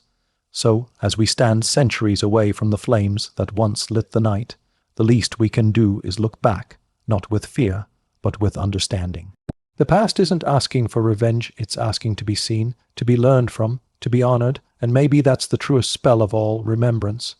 And so the world turned slowly, and the witch became something new, less an enemy, more a symbol, a kind of whisper in the background of history. For centuries she lingered at the edge of art and folklore. Painters gave her tangled hair and haunted eyes. Poets wrote about her as the woman who knew too much. In the 19th century, romantic writers, those masters of melancholy, turned her into a tragic heroine. She wasn't wicked anymore. She was misunderstood, lonely, mysterious, the kind of figure you could weep for under candlelight. And of course, that was exactly what society needed. The industrial age was roaring, cities were growing, and everything magical was getting paved over by machinery. The witch, now soft and poetic, became a balm for the collective nostalgia of a world that missed mystery. People began collecting old folk charms and herbal recipes. Scholars studied witchcraft like a lost language. And in a sense, that's what it was, a language humans once spoke fluently, forgotten after centuries of fear. By the early 20th century, the word witch had traveled far from the stake. In England, a man named Gerald Gardner began talking about something called Wicca. He claimed it was the survival of ancient pre-Christian religion, though historians debate that part. Still, Gardner's version of witchcraft wasn't about cursing neighbors or making pacts with devils. It was about reverence for nature, balance, and cycles. About the moon and the seasons. In other words, it was about reclaiming what persecution had stolen, the right to find the sacred in the ordinary, and people listened. The 1950s and 60s were strange decades. Between atomic fear and the first color televisions, people were torn between progress and anxiety. The world felt both new and hollow, so the witch became a counter symbol. She represented freedom from control, a reminder that humanity once trusted its own instincts. Of course, that didn't mean everyone approved. The church frowned, newspapers sneered, and certain governments raised their eyebrows. But there was no going back. Witchcraft, whatever that word now meant, had evolved from a death sentence to a movement, and it wasn't just in England. Across Europe and America, quiet revivals bloomed. Folk magic, pagan traditions, ancestral rites, all resurfacing like long, buried seeds. In Italy, strega practices reappeared. In Scandinavia, satyr rituals were reconstructed. Even in places where witch hunts had been the cruelest, Germany, Poland, the Baltics, people began holding small remembrance ceremonies, saying the names of those once accused. It was healing through history. Let's drift now to a village in Switzerland, where in 2001, something remarkable happened. The government officially pardoned a woman named Anna Goldie, executed in 1782, sometimes called Europe's last witch. 2 centuries too late, of course, but the act still mattered. Her name was cleared, her story taught in schools, and a museum was built in her honor. There's a certain peace in that, a society finally able to say, we were wrong. Meanwhile, in pop culture, the witch turned almost fashionable. From bewitched to practical magic, from the craft to Harry Potter, witches became icons of independence, power, and feminine rebellion. They went from being burned for their knowledge to selling it in bookstores. A full circle in the strangest possible way, but let's not get too romantic about it, because for every glittery version of the witch, there's still a darker truth underneath. The historical witch trials weren't just superstition, they were mechanisms of control. They punished those who didn't fit, who lived outside the approved boundaries of gender or belief. And if you look closely, that kind of fear hasn't entirely disappeared. It just changes costumes over time. The old witch hunts wore robes and carried torches. The new ones wear headlines and hashtags. Humans still love a scapegoat. We just find new words for heretic. That's the subtle warning inside every old trial record. When fear and authority start dancing together, someone always burns. Still, There's something soothing about how history loops. The same archetype that once terrified people now comforts them. Modern witches light candles for peace, for self, healing, for love. They hold rituals not in secret, but in community centers, parks, online gatherings. The power once feared has been softened, diffused, democratized. Anyone can hold it now, and in that way, every person who practices some form of modern witchcraft, whether it's tarot, moon rituals, herbal medicine, or simply mindfulness, is a quiet act of resistance against centuries of erasure. They say, with their calm persistence, that intuition and wonder are not crimes, that mystery deserves a place at the table. There's a quiet beauty in that. Imagine if the women who were burned centuries ago could see it now. Witches teaching meditation on YouTube, selling lavender bundles on Etsy, giving astrology readings over Zoom. They'd probably laugh first, because the modern world is absurd. But then they'd smile, because they'd know that the fear that once killed them has finally lost its grip. And maybe that's why their story lulls us to sleep the way it does. It's not really about witches. It's about transformation.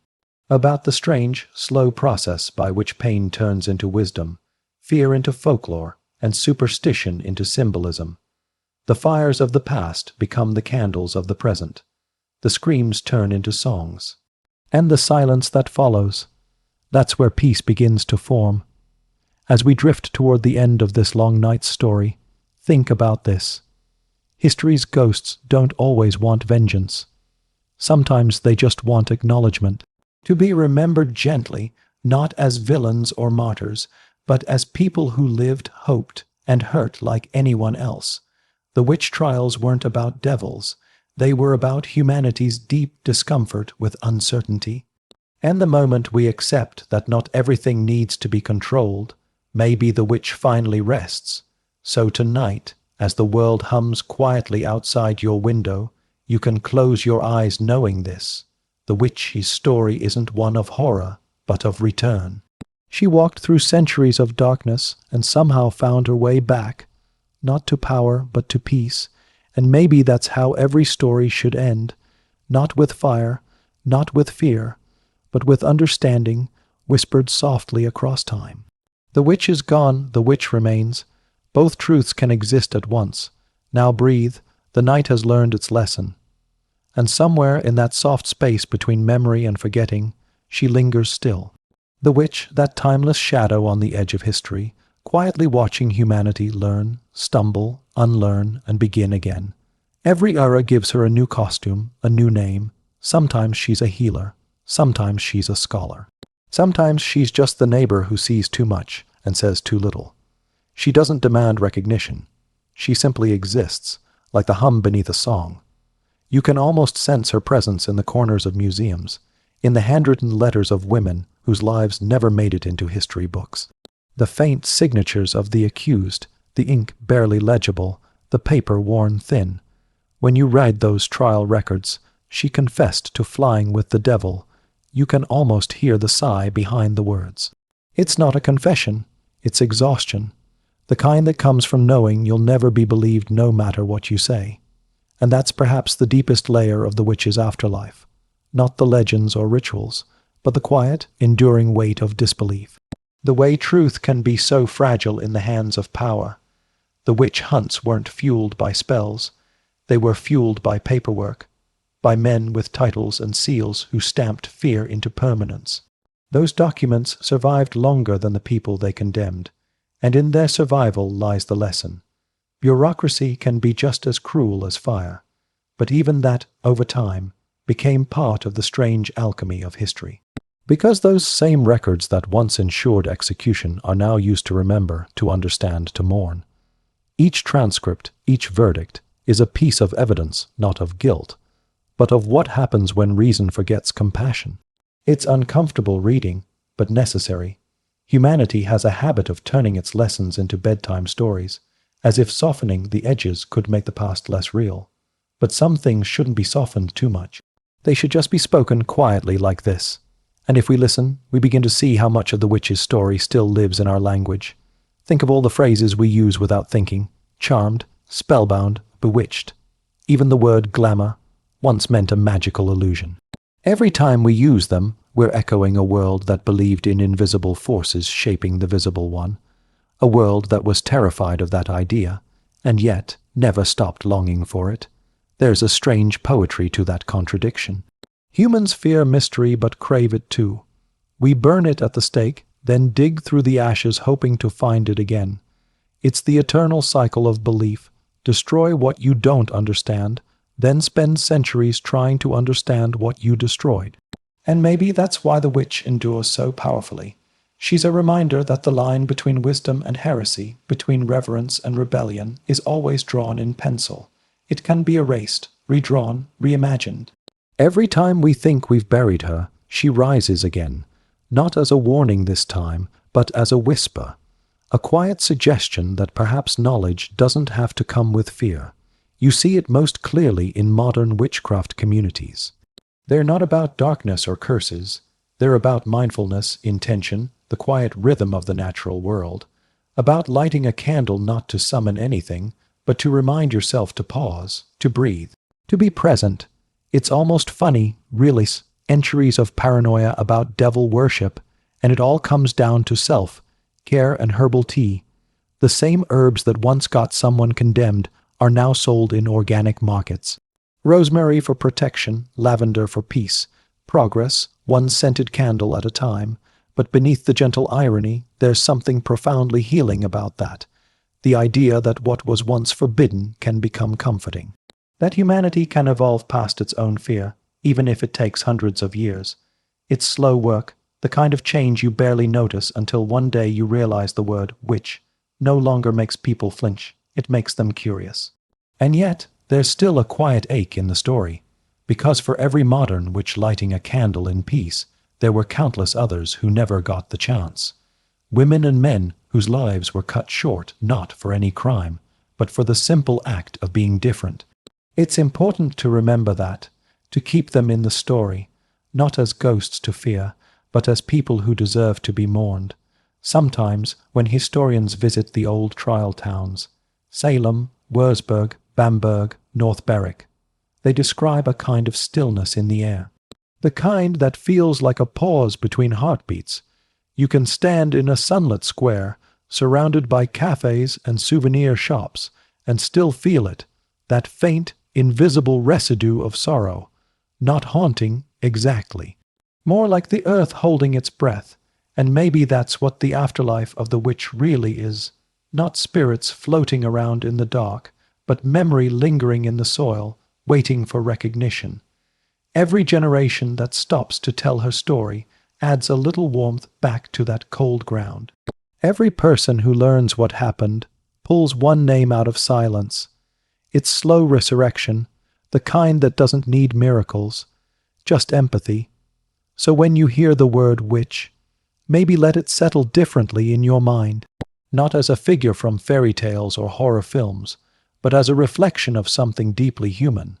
The cost of fear, the power of endurance, and the endless need to find meaning in what we can't explain. And somewhere, beyond time and judgment, perhaps all those lost souls sit together in peace sharing herbs, laughing softly, unbothered at last by the world that once couldn't handle them. Maybe they look down and see that their stories are still being told, still whispered at midnight by curious minds, still carried in the air of autumn evenings when the world feels thinner and quieter. Because in the end, that's how history heals, not through grand gestures or royal decrees, but through storytelling, soft, steady, persistent, the kind of storytelling that keeps people alive long after their names have faded from stone. And so we keep talking, we keep remembering, we keep lighting our small, flickering candles in the dark, not because we believe in magic necessarily, but because we believe in connection, the invisible thread that ties every life, every century, every breath together.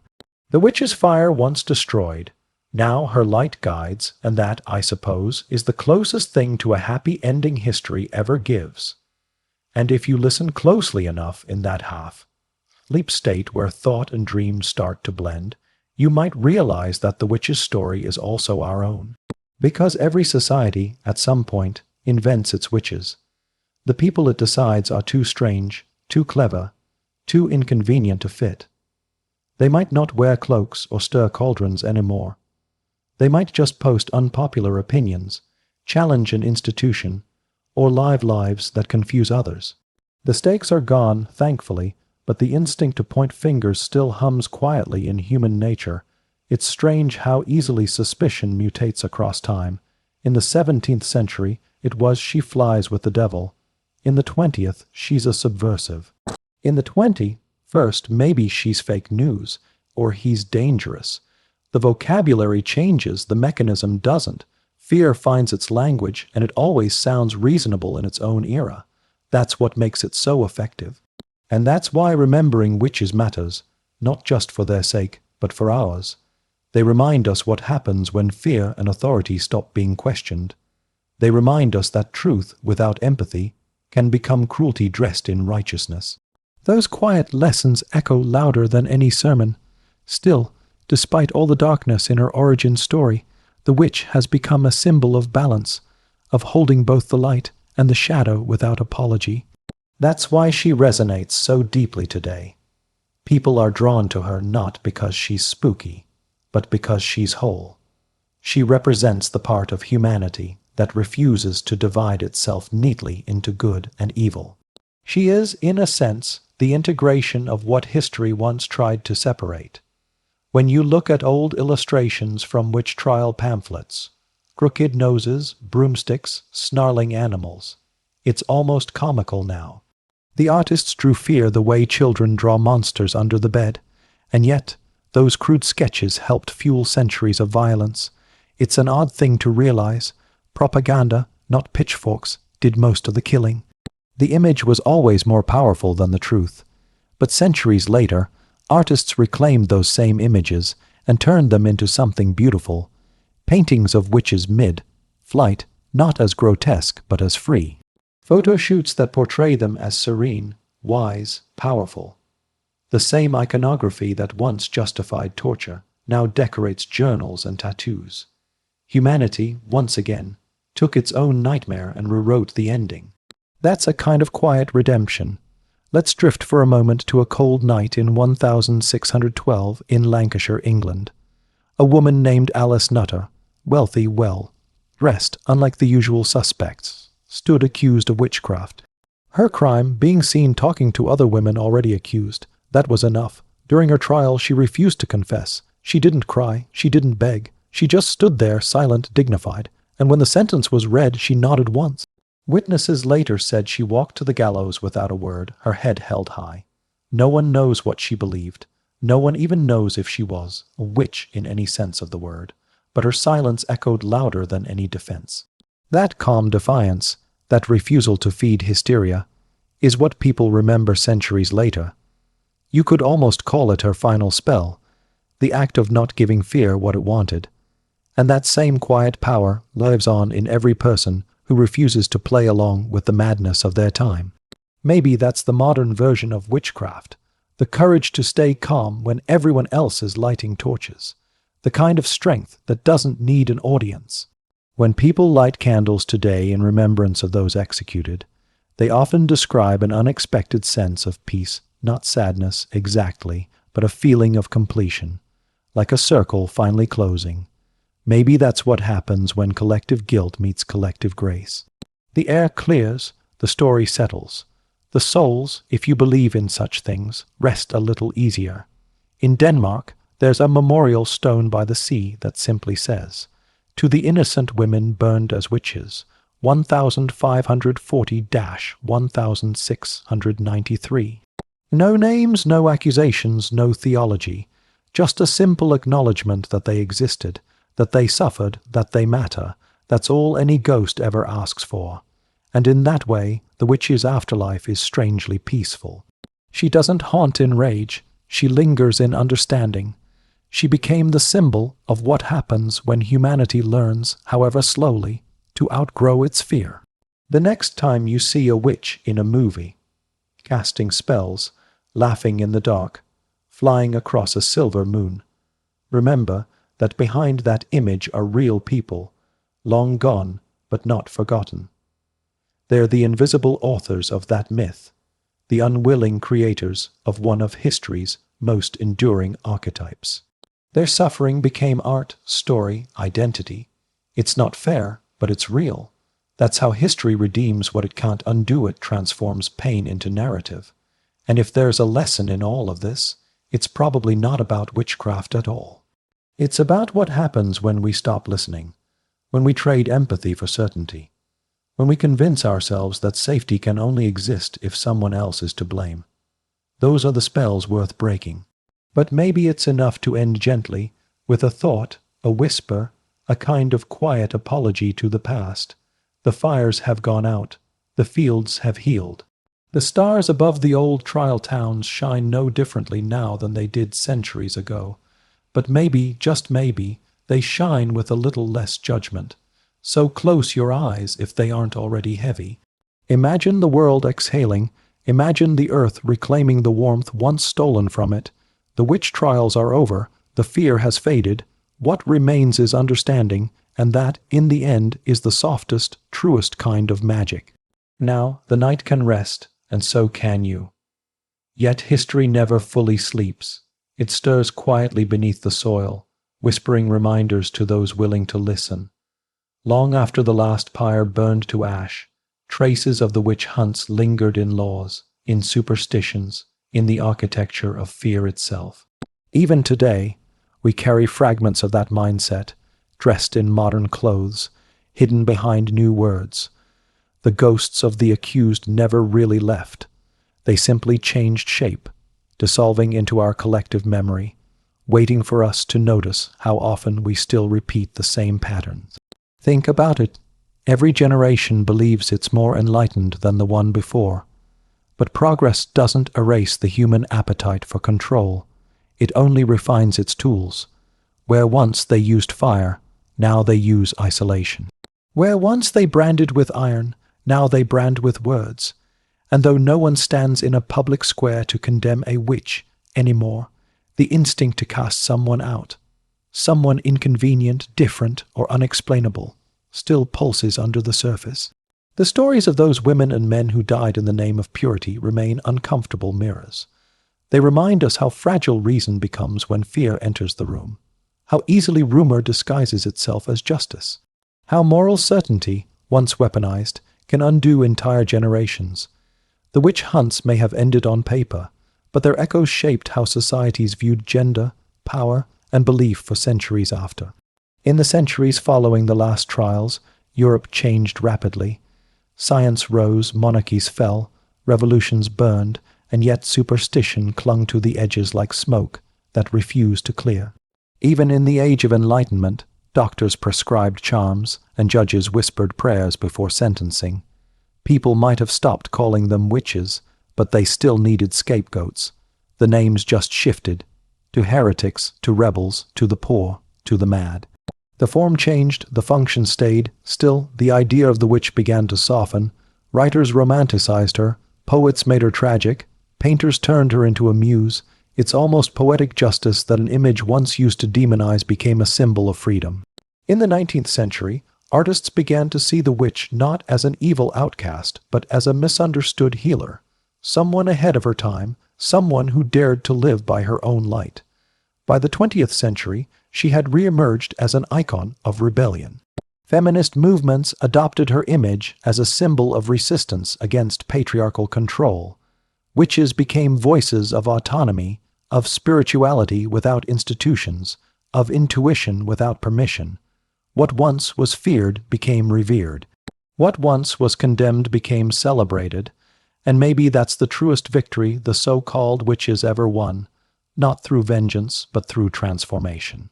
Their story teaches something subtle yet profound, that even the most brutal acts of suppression can't destroy the human hunger for truth. You can burn the body, but you can't burn the idea it carried. You can silence a generation, but you can't silence the question that led them to speak in the first place. The witch trials proved that fear is powerful, but so is memory. When modern people visit the old execution sites, quiet fields, now covered in wildflowers, they often say the same thing. It feels calm, not haunted, not heavy, just calm, as though the earth itself has forgiven what humanity could not. Grass grows where ashes fell, Birds nest in the trees that once held gallows. The world keeps choosing life again and again, despite us. And maybe that's the quiet redemption hidden inside every tragedy. The way time insists on healing. It doesn't forget, but it softens. It lets the lessons sink deeper than the wounds. The witch trials, in their horror, taught something invaluable about ourselves. That fear thrives in silence, and silence only breaks when someone dares to speak differently. That's the legacy the witches left, not curses or magic, but courage. Even the myths we still tell about broomsticks, black cats, potions, carry traces of that courage. Beneath the fantasy, there's truth. Those symbols weren't random. The broom represented domestic power, the cat represented intuition, the potion represented knowledge of nature's medicine. Each one was something the world feared because it couldn't control it. Each one a piece of independence disguised as evil. If you stand at twilight on one of those ancient hills where a witch once stood accused, you might feel the wind shift. Not superstition, just the weight of untold stories. Generations of women who healed the sick, midwives who eased births, herbalists who calmed fevered children, all swallowed by history and labeled witches. Yet here we are, centuries later, speaking their names again. Remembering is its own kind of spell. Perhaps that's what keeps their spirit alive. Each retelling rescues a fragment from oblivion.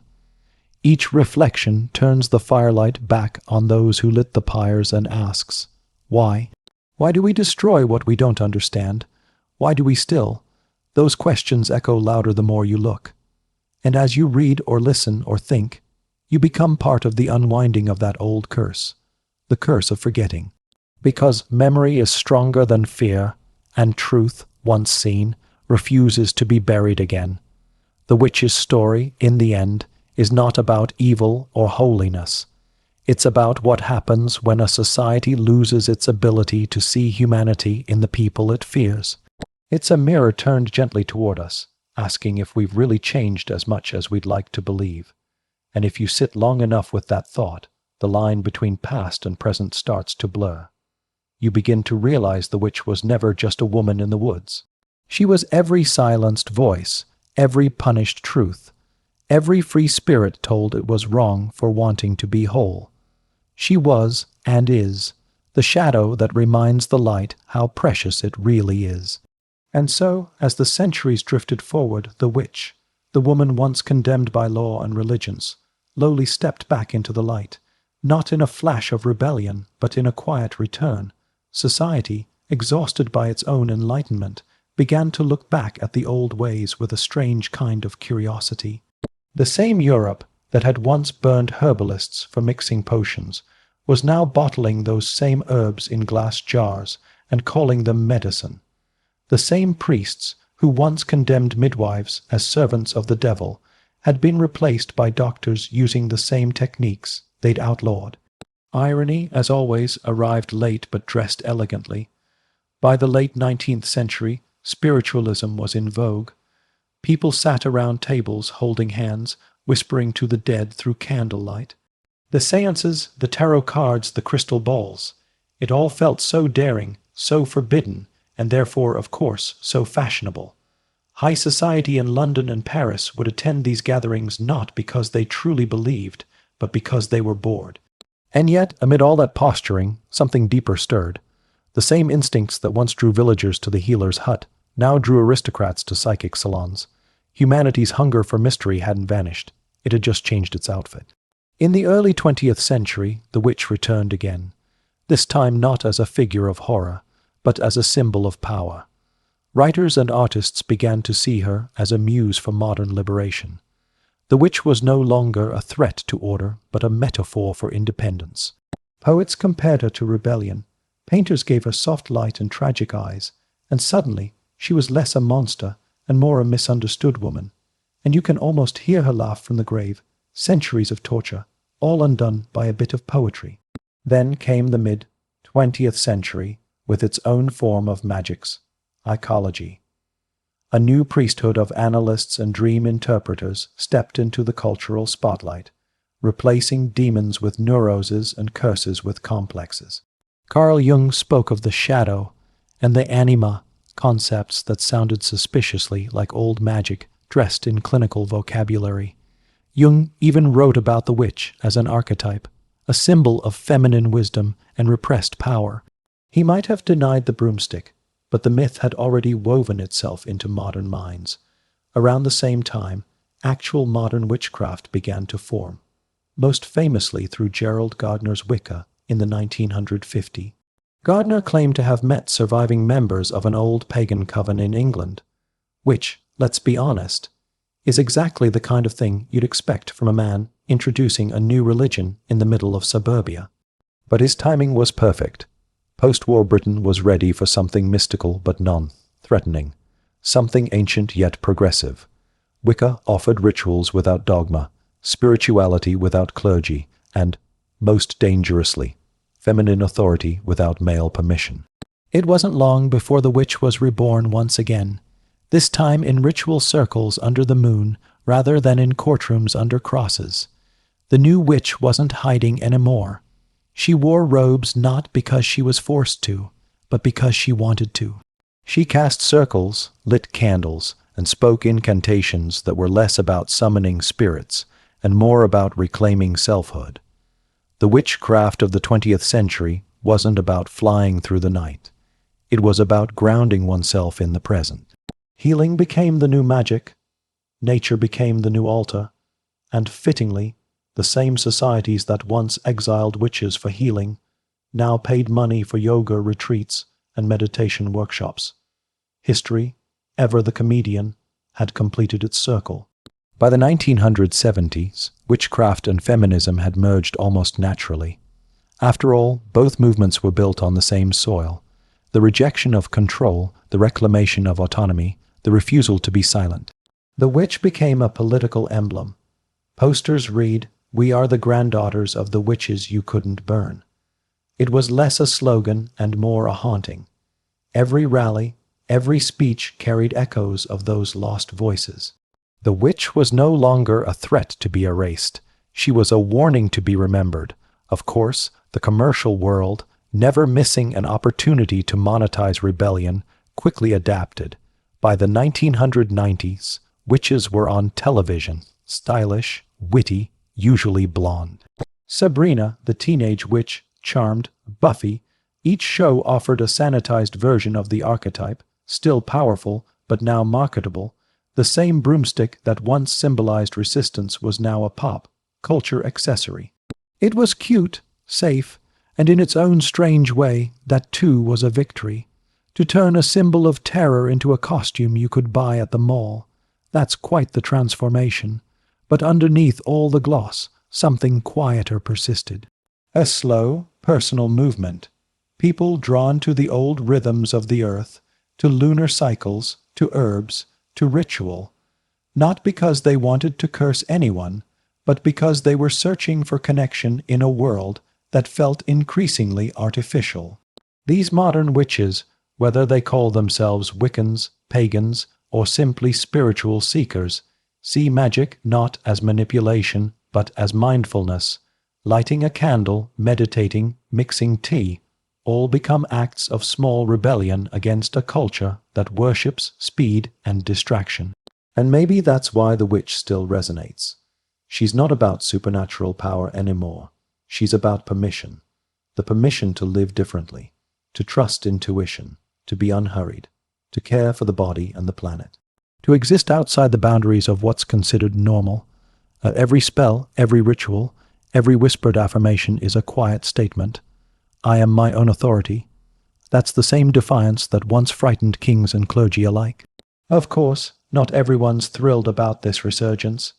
Even now, the word witch still carries tension. Some people still associate it with darkness, with evil. They miss the point entirely, of course. But that's the strange thing about symbols. They never really belong to one group. The witch means different things to different people. Rebellion to one, danger to another, healing to someone else. She's fluid, slippery, uncontainable, which, when you think about it, is precisely what made her dangerous in the first place. Meanwhile, historians continue to sift through archives, uncovering the names of the accused, the forgotten, the erased. In places like Scotland and Germany, memorials have been built for the victims of witch trials. Plaques stand where gallows once loomed, listing names once only spoken in fear. And in those quiet ceremonies, you can feel the strange tenderness of history apologizing to itself. No grand speeches, no justice served, just recognition. Sometimes that's all a ghost ever wanted. In modern psychology, the witch has taken on yet another role, a symbol of the repressed self. Therapists talk about shadow integration, about embracing the parts of us we've been taught to hide. The witch, then, becomes not an external threat, but an internal ally, the voice that says, "You don't need approval to exist."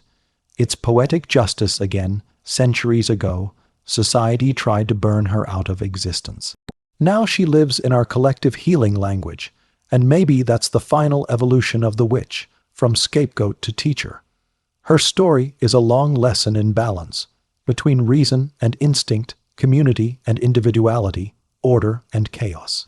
She reminds us that knowledge and compassion don't always come from the same places authority tells us they should. That sometimes the answers lie in the wild, in the unapproved, in the inconvenient. So when someone today lights a candle on their windowsill, whispers a wish into the smoke, or simply stands under a full moon and breathes, it's not superstition, it's memory, a soft continuation of something ancient, misunderstood, and enduring. The witch never really died. She just learned how to live quietly among us, disguised as intuition, as empathy, as curiosity. And if you listen closely when the night is still, you might hear her in your own thought, reminding you to be gentle, to trust your sense of wonder, to question what you're told. The same lessons that once cost lives now help them heal. And that, perhaps, is the most beautiful magic of all.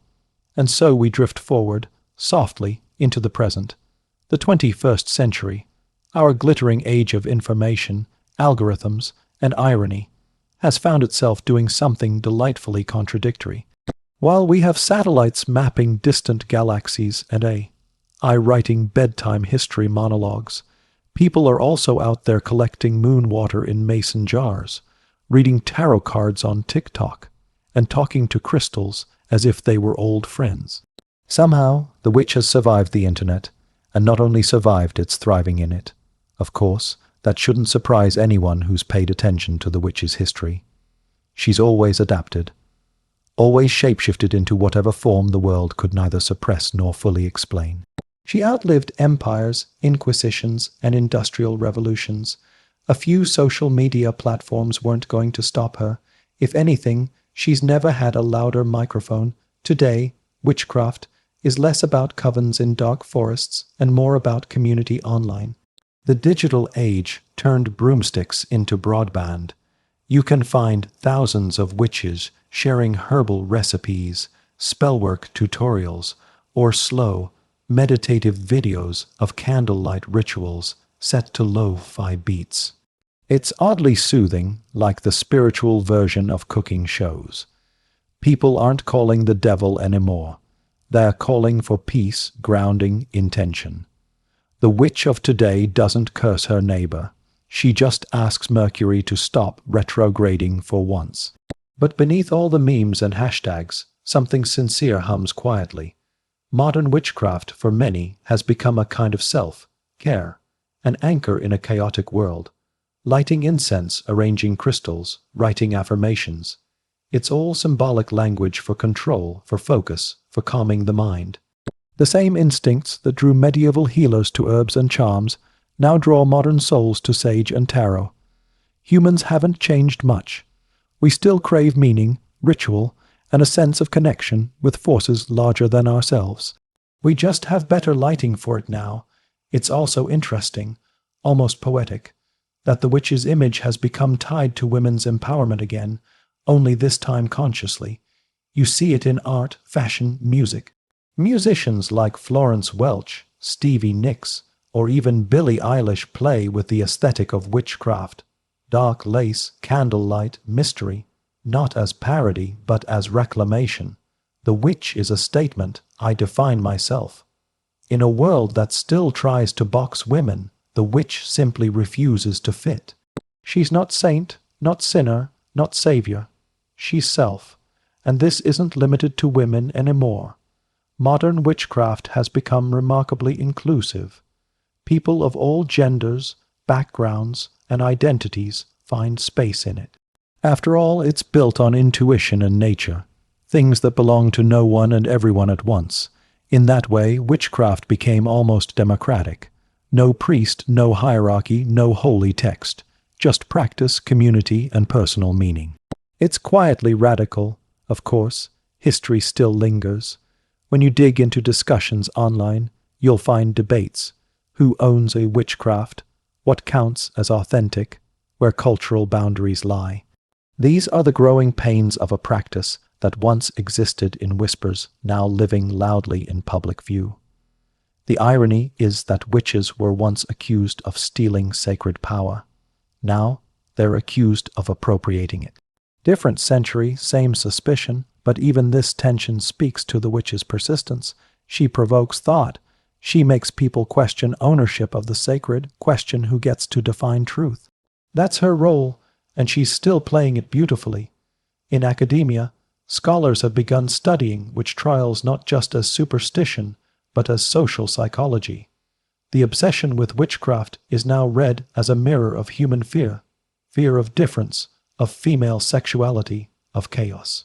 Researchers pore over records, letters, and diaries to understand how entire towns could believe they were righteous while killing their neighbors, and the uncomfortable realization it wasn't madness. It was conformity. The witch trials were not eruptions of insanity. They were eruptions of normality, ordinary people doing what they thought was right. That's the real horror, and it's precisely why remembering matters. Many towns across Europe and America have begun formally pardoning those accused centuries ago. In Scotland, the government even issued an apology in 2022 to the estimated 4,000 people executed for witchcraft, not because it undoes the past it can't, but because acknowledgement restores dignity. The act of saying you were wronged is small, but in human history, small mercies matter. And still, the witch lingers in language. We talk about witch hunts in politics, about burning out toxicity, about casting spells on algorithms. The metaphors survive because they're useful. They explain in miniature the endless tension between power and paranoia.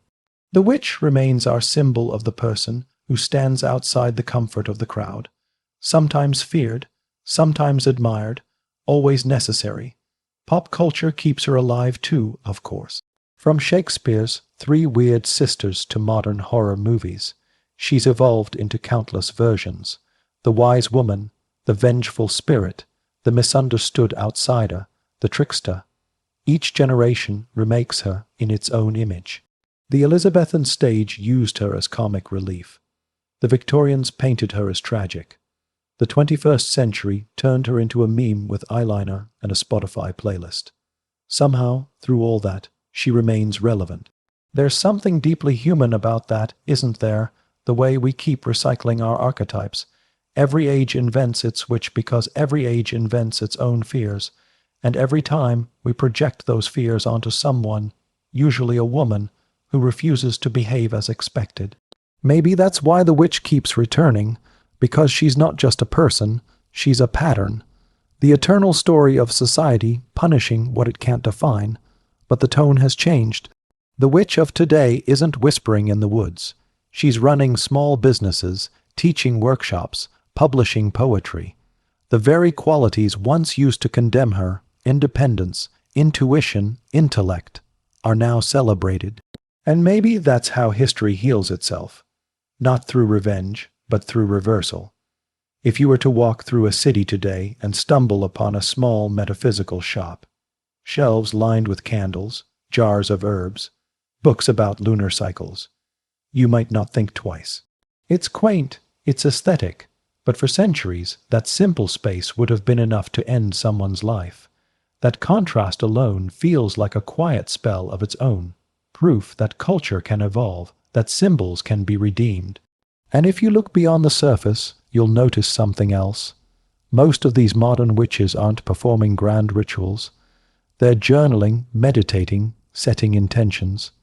It's the same psychology as prayer or therapy, just spoken in another dialect. Because maybe magic, when you strip away the superstition, has always been about focus, about directing thought and energy toward hope. The tools, herbs, candles, cards are just props. The real spell has always been belief. That's why witchcraft keeps returning, even in the age of science. It's not about rejecting reason.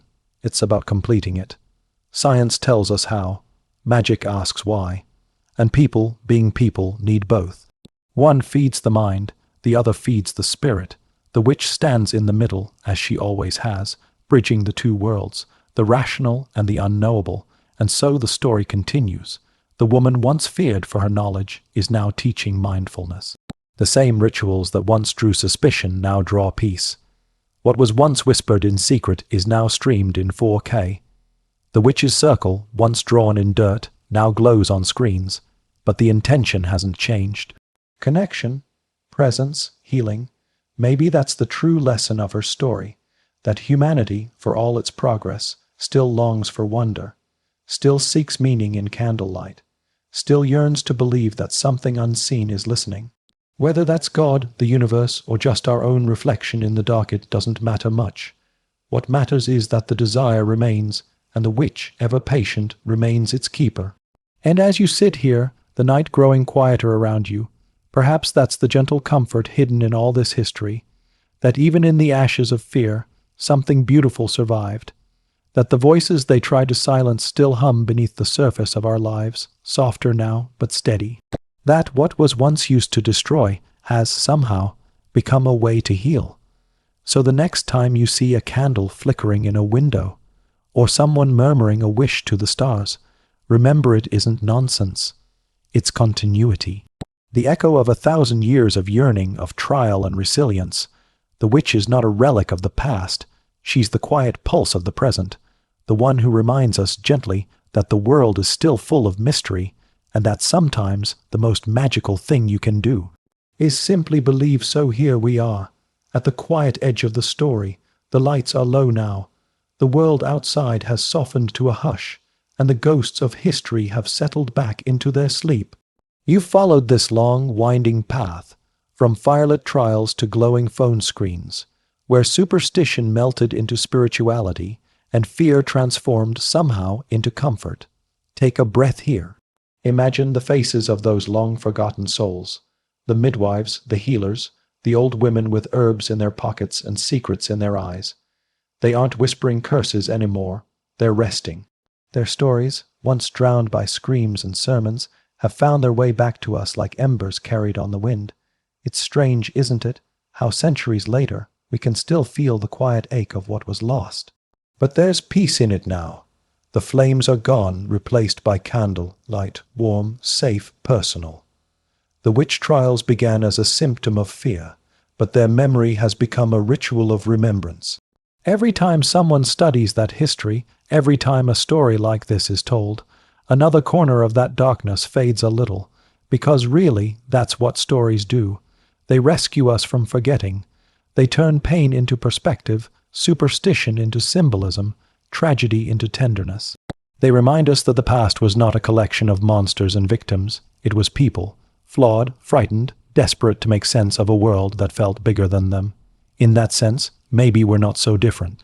You can still find the old documents, written in trembling ink, the confessions, the verdicts, the final words, and when you read them, you realize that behind every accusation, there's the same fragile humanity.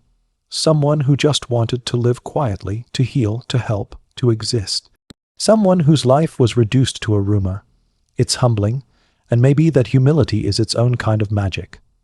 Modern witchcraft, for all its crystals and rituals, might just be humanity's way of saying sorry, of taking back what was lost, not the fear, but the wonder, of rebuilding a connection with the earth, with cycles, with the unknown. Every time someone pours a little moon water or writes a wish in a notebook, they're rewriting that old script, replacing persecution with peace. And maybe that's why the story of witches feels so comforting now. It isn't about power or curses anymore, it's about belonging. It's about people who were told they didn't fit learning, finally, that they do. The witch is still the outsider, but now she's also the guide. She stands at the edge of the forest, not warning you away, but inviting you in. It's funny how time works. The same figure once feared in the dark is now the one who brings people calm before they sleep. You could say the witch has become a kind of bedtime guardian, the keeper of quiet wisdom of the small, sacred things. She doesn't demand belief. She just reminds you to notice the sound of the wind, the flicker of a flame, the rhythm of your own breath, and in that noticing you find what the old world missed. You find presence. That's what magic really was all along, a way to pay attention to the herbs growing by the path, to the stars that move above us, to the patterns that guide everything, even when we don't understand them. The witch knew that. The world forgot, and now slowly we're remembering. If you close your eyes, you can almost see her. Centuries of versions blending together. The old healer in her cottage, the accused woman standing silent in court, the modern soul lighting a candle before bed. They're all the same person, really. Different faces, same story. People daring to hold on to wonder in a world that punishes difference. So let this story end the way all the best ones do, not with answers, but with quiet. Let the names fade into the night, but not into nothing. Let the silence that follows be a kind of prayer for the ones who were lost and for the ones still searching. Because in the end, the witch's tale is just humanity's tale, our endless, awkward dance between fear and curiosity, between destruction and rediscovery. It's proof that even after centuries of darkness, something inside us keeps reaching for light.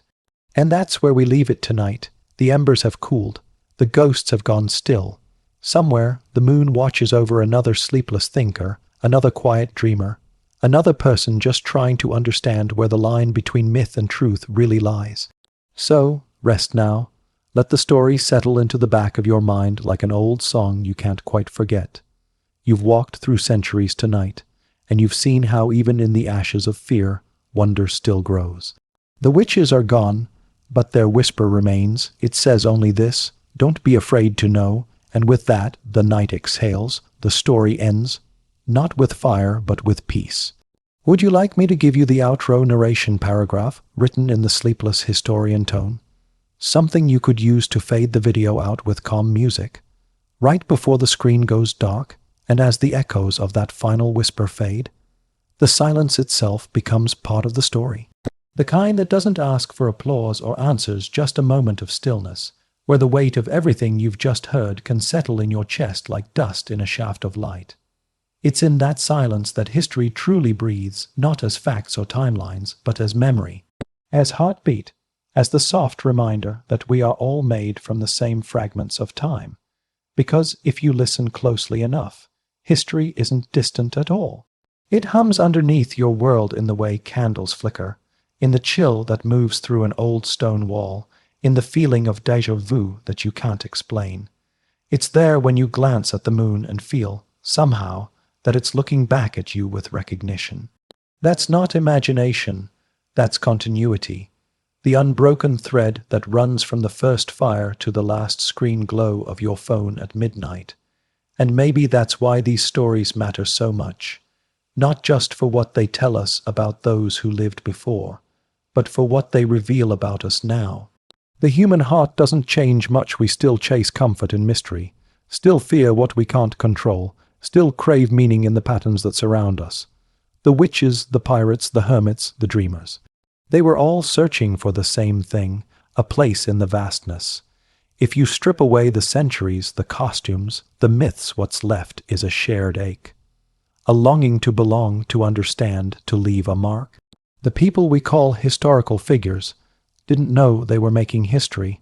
They were just surviving, just breathing, just trying to make sense of mornings that came too early and nights that lasted too long. And somehow, their tiny, stubborn existence became our legacy. That's the strange grace of time. It turns ordinary lives into echoes. Every forgotten face, every broken voice, becomes a faint vibration still rippling through the centuries. And when you listen to a story like this, You're not just hearing it, you're touching it. You're closing the distance between what was and what is. So if tonight you feel that odd pull, that quiet sense of connection, don't ignore it.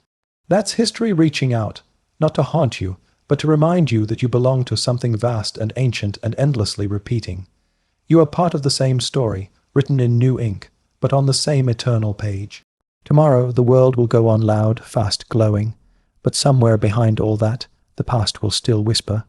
Maybe you'll hear it when you pass an old building, maybe when you light a candle, maybe when you look at someone and feel, for no reason at all, that you've met before. That's the universe reminding you that time isn't a straight line, it's a circle. And every story, no matter how old, finds its way back again. So, let this be your quiet moment at the edge of that circle. The fire has burned down, the ink has dried, the voices have gone still. What remains is what always remains, the faint pulse of meaning beneath everything, waiting for whoever dares to listen. And if you do listen, if you choose to keep listening, you'll find that the story never really ends. It only changes shape, taking on your breath, your eyes, your memory. You become the next keeper of it, the next whisperer in the dark. So carry it with you, not as a burden, but as a flame, small enough to cup in your hand, bright enough to see your way through the unknown. Because in the end, that's what all of history teaches us. No matter how dark the past, someone always keeps the light alive. Now close your eyes, let the centuries fade back into silence. The witches rest, the world sleeps, the story continues through you. Would you like me to now, continue this into the outro narration, styled like a cinematic ending, poetic voiceover lines that would fit perfectly with gentle music and a fade to black?